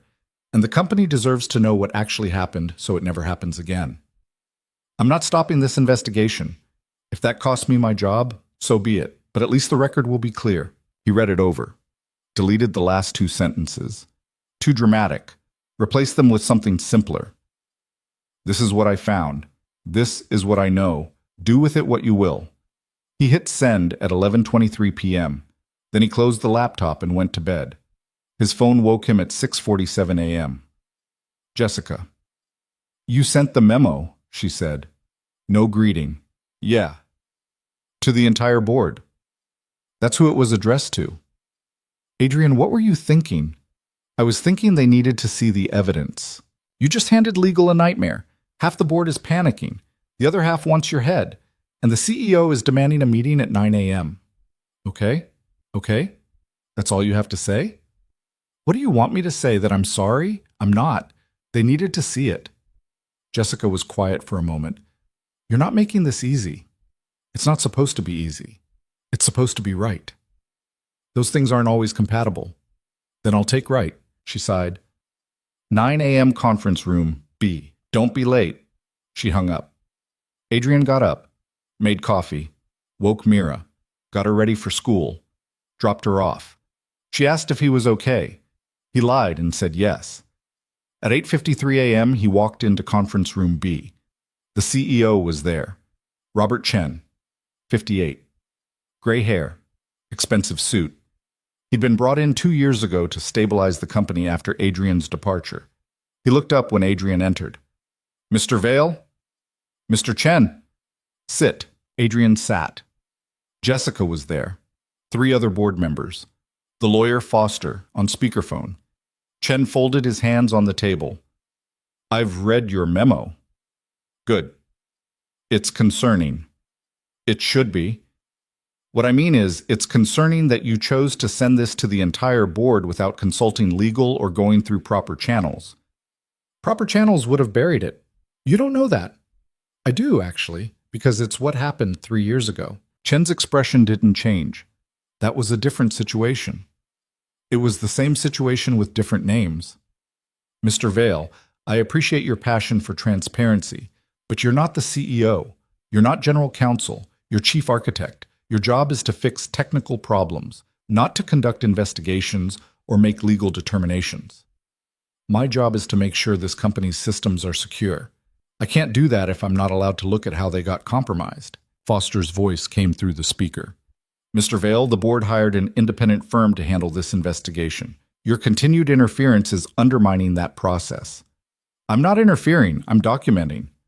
Without legal oversight, without understanding the implications. I understand the implications fine.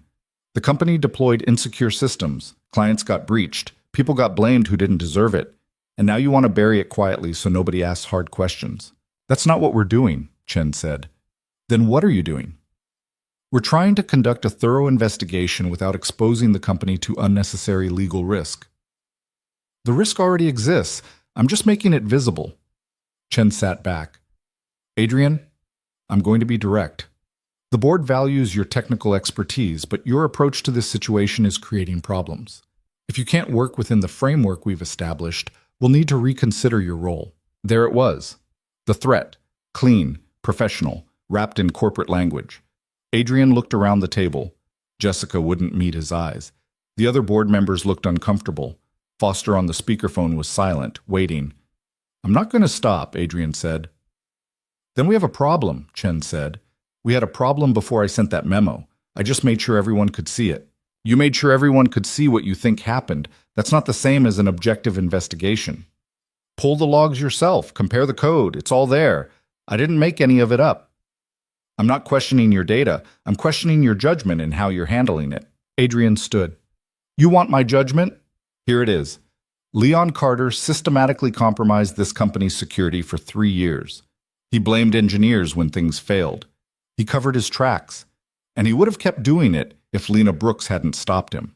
That's not opinion. That's fact. And if you're more worried about legal exposure than about fixing what he broke, then you're part of the problem. The room went very quiet. Chen's expression hardened. Mr. Vale, I think we're done here. Yeah, I think we are. Adrian walked out. His hands were steady. His breath was even. He felt oddly calm. Jessica caught up with him at the elevator.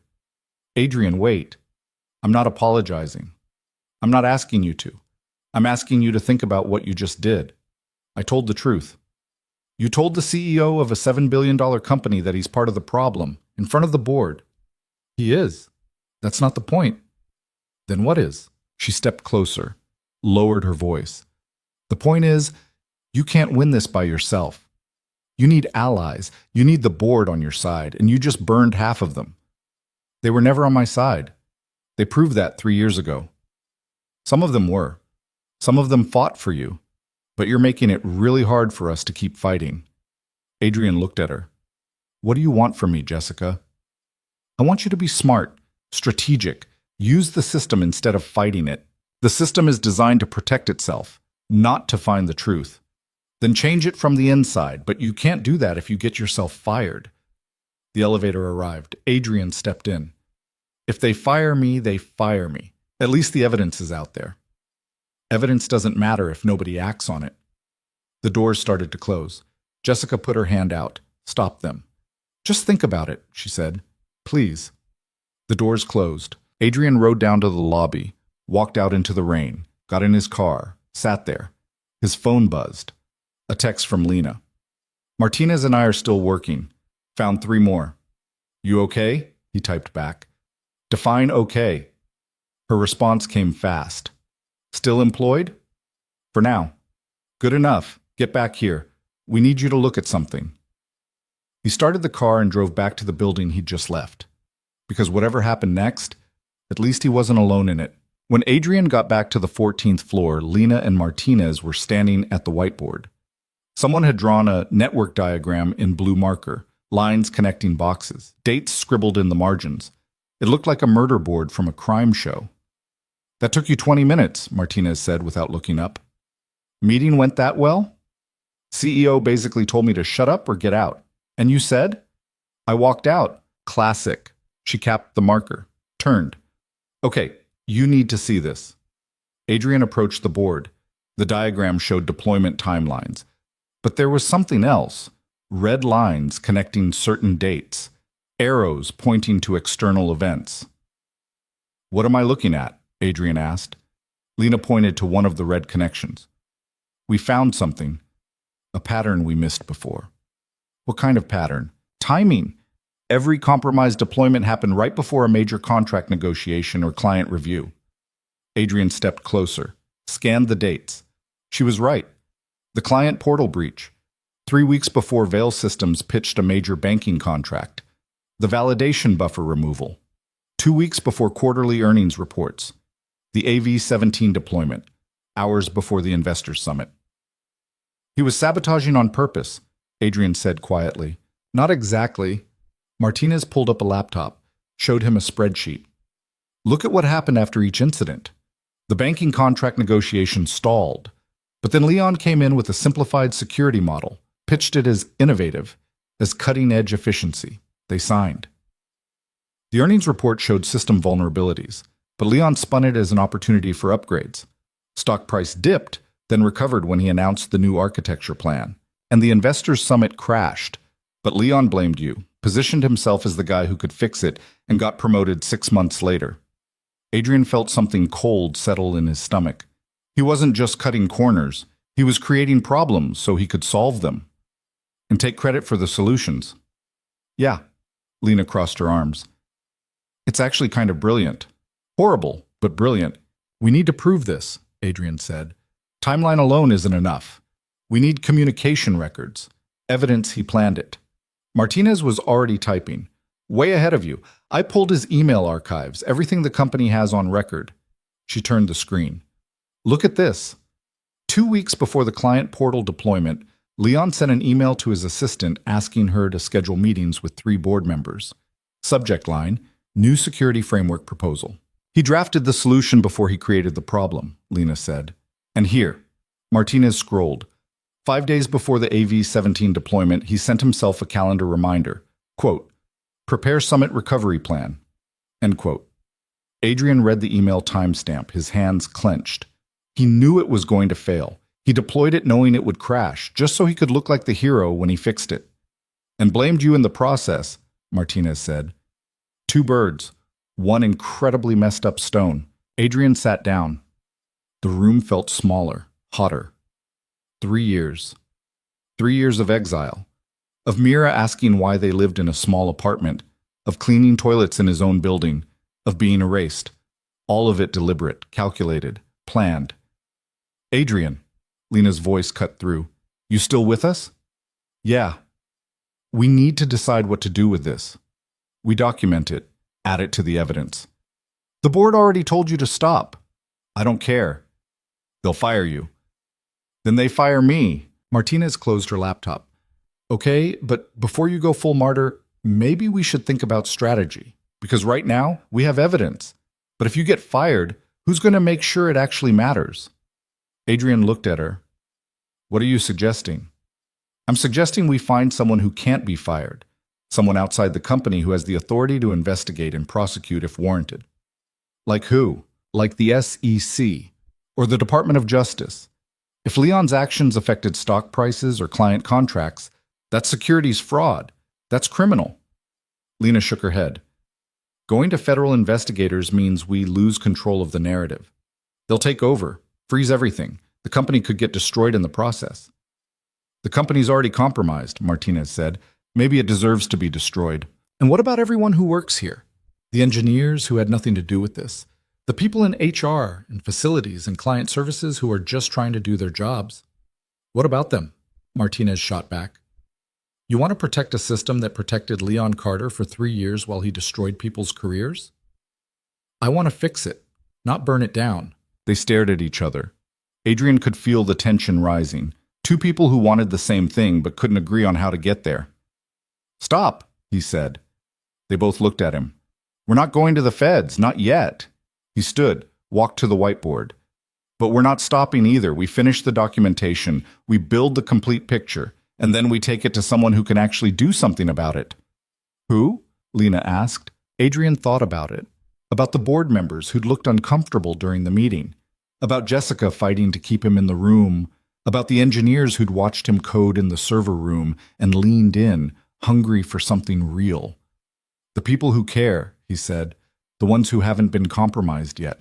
Over the next 3 days, they worked in near silence, documenting, cross-referencing, building a case that was airtight and undeniable. They found 17 compromised deployments, 14 incidents, 53 emails showing premeditation, and a pattern so clear it was almost obscene.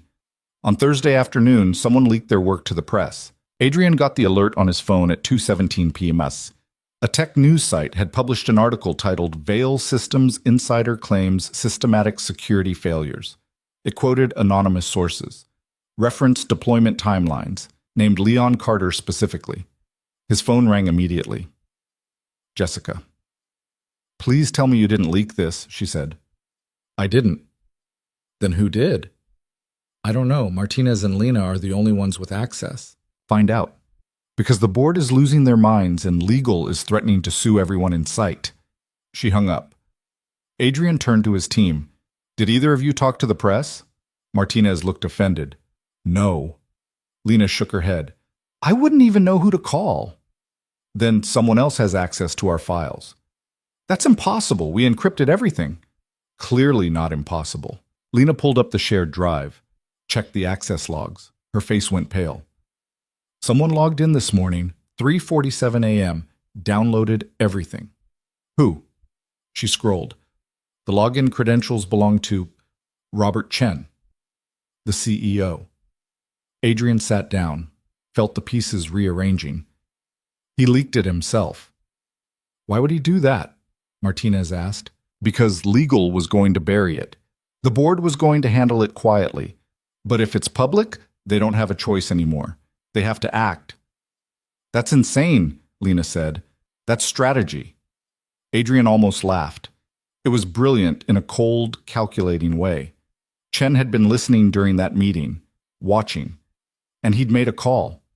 If the truth was coming out anyway, better to control the timing. Better to look like the company was confronting it than trying to hide it. Within an hour, every major tech publication had picked up the story. By evening, it was trending on social media. Former employees started coming forward, engineers who'd been quietly pushed out. Clients who'd experienced breaches they were told weren't serious. The narrative shifted fast. Veil Systems wasn't just a company with technical problems. It was a company that had systematically covered up security failures while blaming the people who tried to fix them. At 6:47 p.m., the board announced Leon Carter's termination, not suspension, termination, for cause, with a recommendation that the matter be referred to appropriate authorities for investigation. Adrian read the statement on his phone while standing in his daughter's school parking lot waiting for pickup. Mira came out a few minutes later, climbed in the car. You look weird, she said. Weird how? Like you can't decide if you're happy or sad. He pulled out of the lot. That's pretty accurate. Did something happen? Yeah, something big. I'll tell you about it later. They drove home. He made dinner, helped her with homework, put her to bed. And then he sat on the couch with his laptop and watched the story spread across the internet. People were angry, at Leon, at the board, at the company. But they were also asking questions. How did this happen? How did one person get away with this for so long? Who else knew? His phone buzzed. A text from Lena. We did this. He typed back. Yeah. You okay with how it went down? He thought about it. About Chen leaking the files. About losing control of the investigation. About the chaos that was probably coming. No. But it's done. What happens now? I don't know. He set the phone down, closed his eyes, felt exhaustion settling deep into his bones. The next morning, Jessica called him at 7:03 a.m. The board wants to meet with you. When? Today. Noon. And Adrian, this isn't a fight. They want to talk about what comes next. What does that mean? It means show up and listen. Can you do that? Yeah, I can do that. At noon, he walked into the same conference room where Chen had threatened him 4 days earlier. The entire board was there. 12 people, Jessica at the head of the table. Mr. Veil, she said. Thank you for coming. He sat, said nothing. Chen spoke first. I owe you an apology.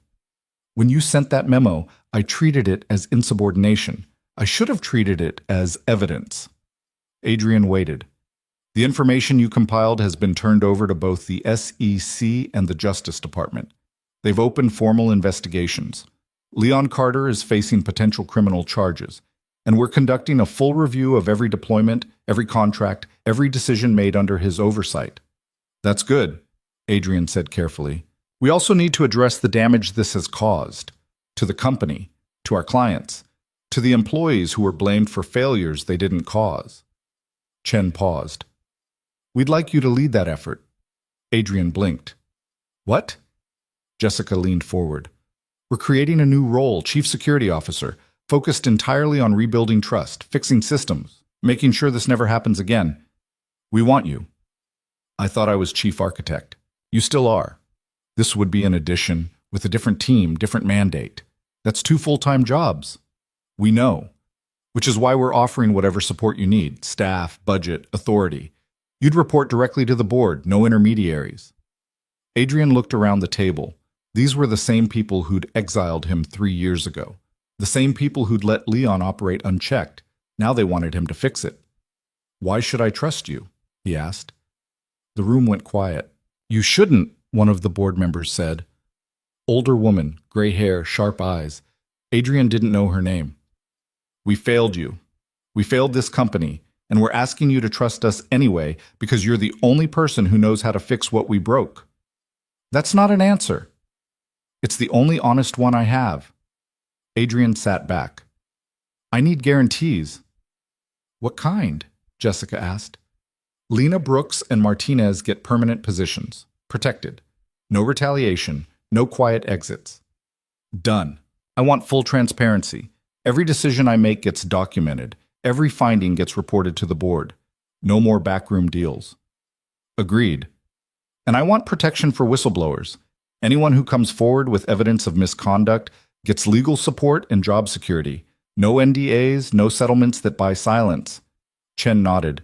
We can put that in writing. One more thing, Adrian said. I want the names. Every engineer who was pushed out over the last 5 years. Every person who got blamed for something Leon did. I want them contacted, offered settlements, apologies, whatever they need to make it right. That could be expensive, someone said. I don't care. It's the cost of doing business honestly. Jessica smiled. Is that a yes? Adrian thought about Mira, about the trust fund that was secure now, about the future he could build for her, about the engineers who'd been erased and the clients who'd been betrayed and the system that had protected the wrong people for too long. He thought about Lena standing in the server room at 2 a.m., risking everything because it was right. He thought about 3 years in the shadows and what it cost to step back into the light. Yeah, he said, it's a yes. 3 weeks later, a small metal nameplate appeared on a desk on the 32nd floor. It said Lena Brooks, Senior Systems Analyst in simple black letters. No fanfare, no announcement, just truth, finally given space. Adrian found her there on a Tuesday morning, standing in front of the desk like she wasn't sure it was real. It's yours, he said. She touched the nameplate. This is weird. Good weird or bad weird? I don't know yet. Martinez walked past carrying coffee. Get used to it, Brooks. You're one of us now. That's supposed to be reassuring? Not even a little. Martinez disappeared into the server room. Lena turned to Adrian. I keep waiting for someone to tell me I don't belong here. You do belong here. How do you know? Because you see what's broken, and you're not afraid to say it. She was quiet for a moment. Then, what about you? Do you belong here? Adrian looked around. At the engineers working. At the whiteboards covered in diagrams. At the building he'd created and lost and somehow found his way back to. I'm working on it, he said. That evening, after everyone else had left, Adrian stood on the rooftop of Vale Systems.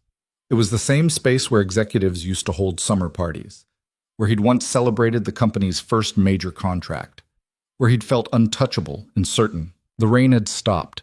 The city stretched out below, lights reflecting off wet streets. He heard footsteps behind him. Lena. You're here late, he said. So are you. I come up here sometimes. To think. She joined him at the railing, looked out. About what? About how things break? How they get fixed? How you know when something's worth saving? And I think most things are worth saving. They just need people who care enough to do the work. She nodded. My mom used to say the hardest part of fixing something is admitting it's broken in the first place. Smart woman. She was a mechanic, fixed cars in our garage.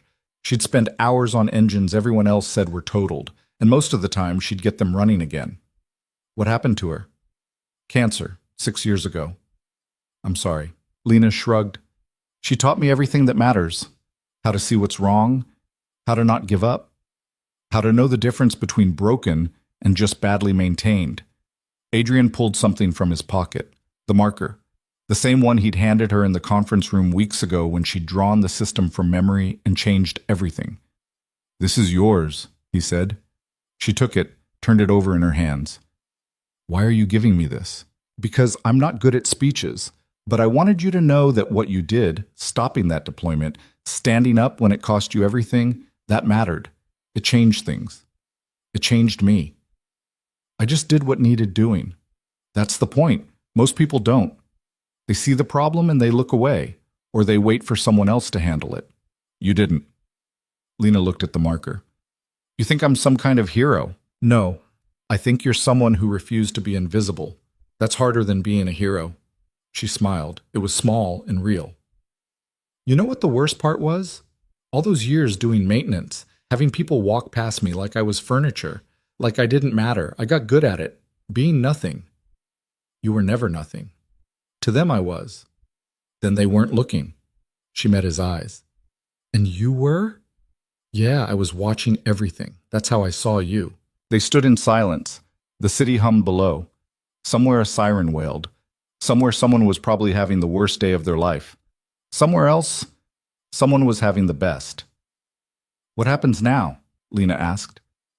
We fix what's broken. We build something better. We make sure people like Leon can't do this again. That's optimistic.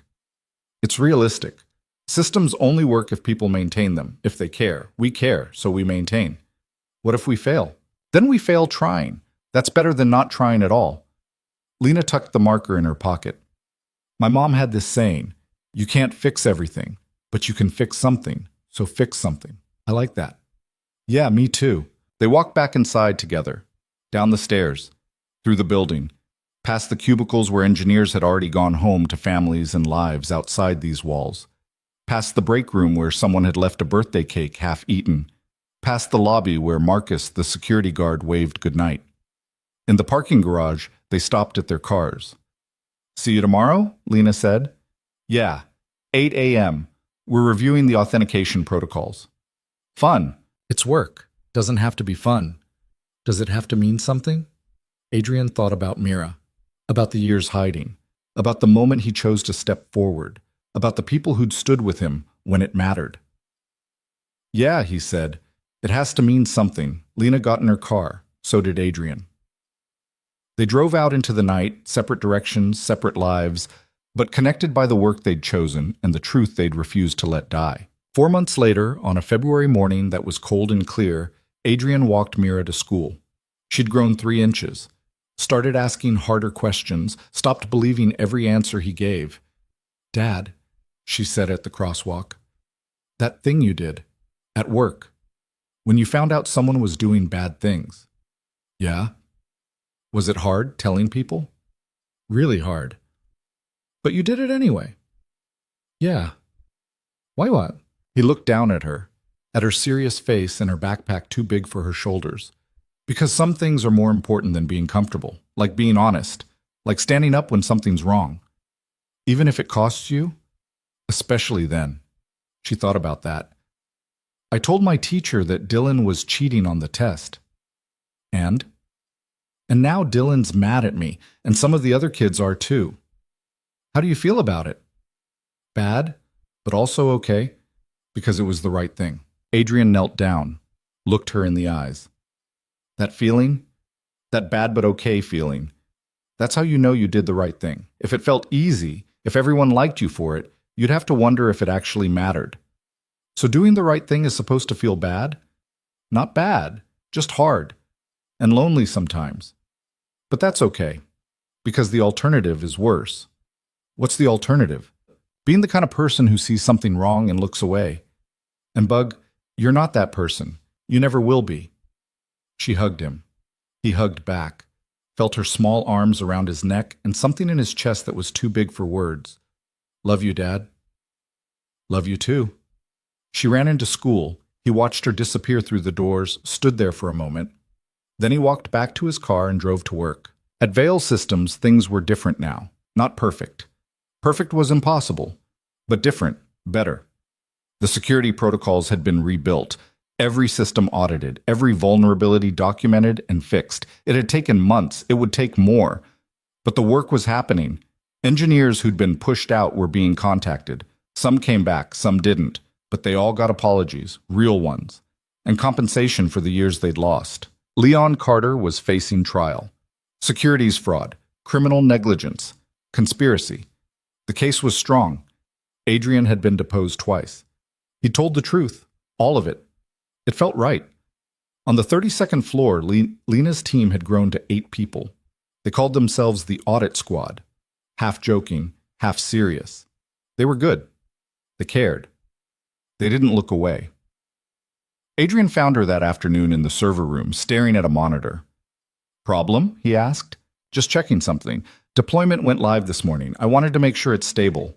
And it's fine. Better than fine. It's actually working the way it's supposed to. Imagine that.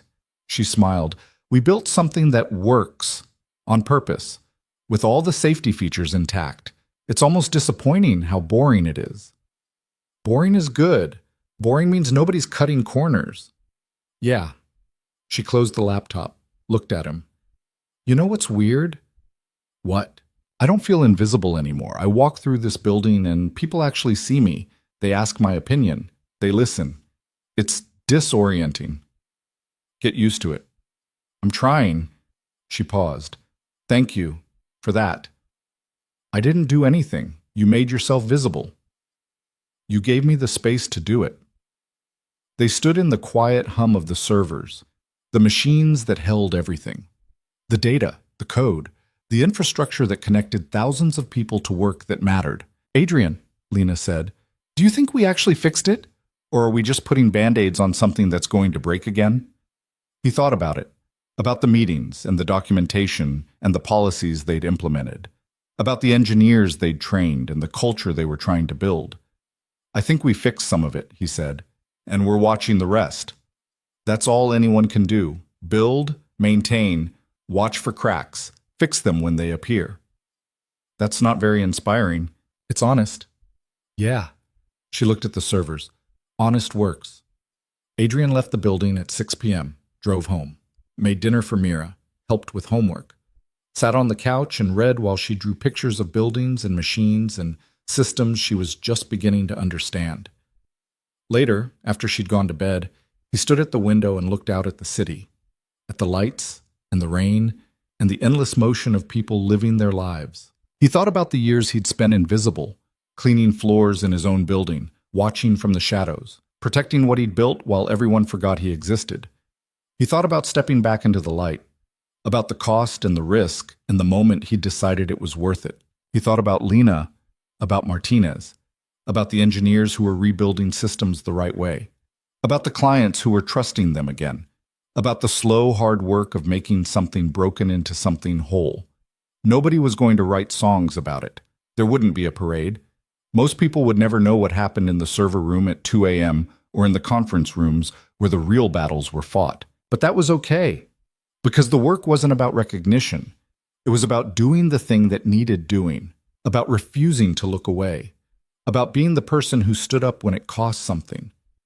Adrian had spent years being invisible. Lena had spent years being unseen. And together they'd stepped into a light that wasn't comfortable or easy or perfect. But it was theirs. Built from truth. Held together by work that mattered. And that was enough. In the morning, they'd go back to the office. They'd review code.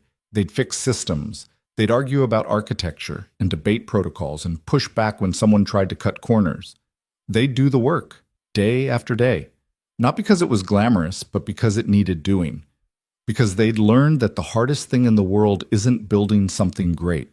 It's maintaining it, protecting it, refusing to let it become something less than what it was meant to be. And maybe that was the real lesson. Not that good people win, or that truth prevails, or that justice is inevitable, but that every day someone has to choose, to see what's broken, to care enough to fix it, to stand up even when it's hard and lonely and costs everything. Someone has to be the person who doesn't look away. And if you're lucky, you find others who won't look away either. Then you do the work. Together. Imperfect and human and real. And somewhere in that work you find something worth protecting. Not perfection, not glory, just the stubborn refusal to let the truth be erased. That was what Adrian had learned. What Lena had proven. What they were building together, one system at a time, one line of code, one choice to stand instead of hide. It wasn't the ending anyone expected, but it was the ending they'd earned. And in the quiet spaces between the work and the worry, in the moments when exhaustion lifted just enough to breathe, they knew it mattered. That had to be enough, because it was all anyone ever really had.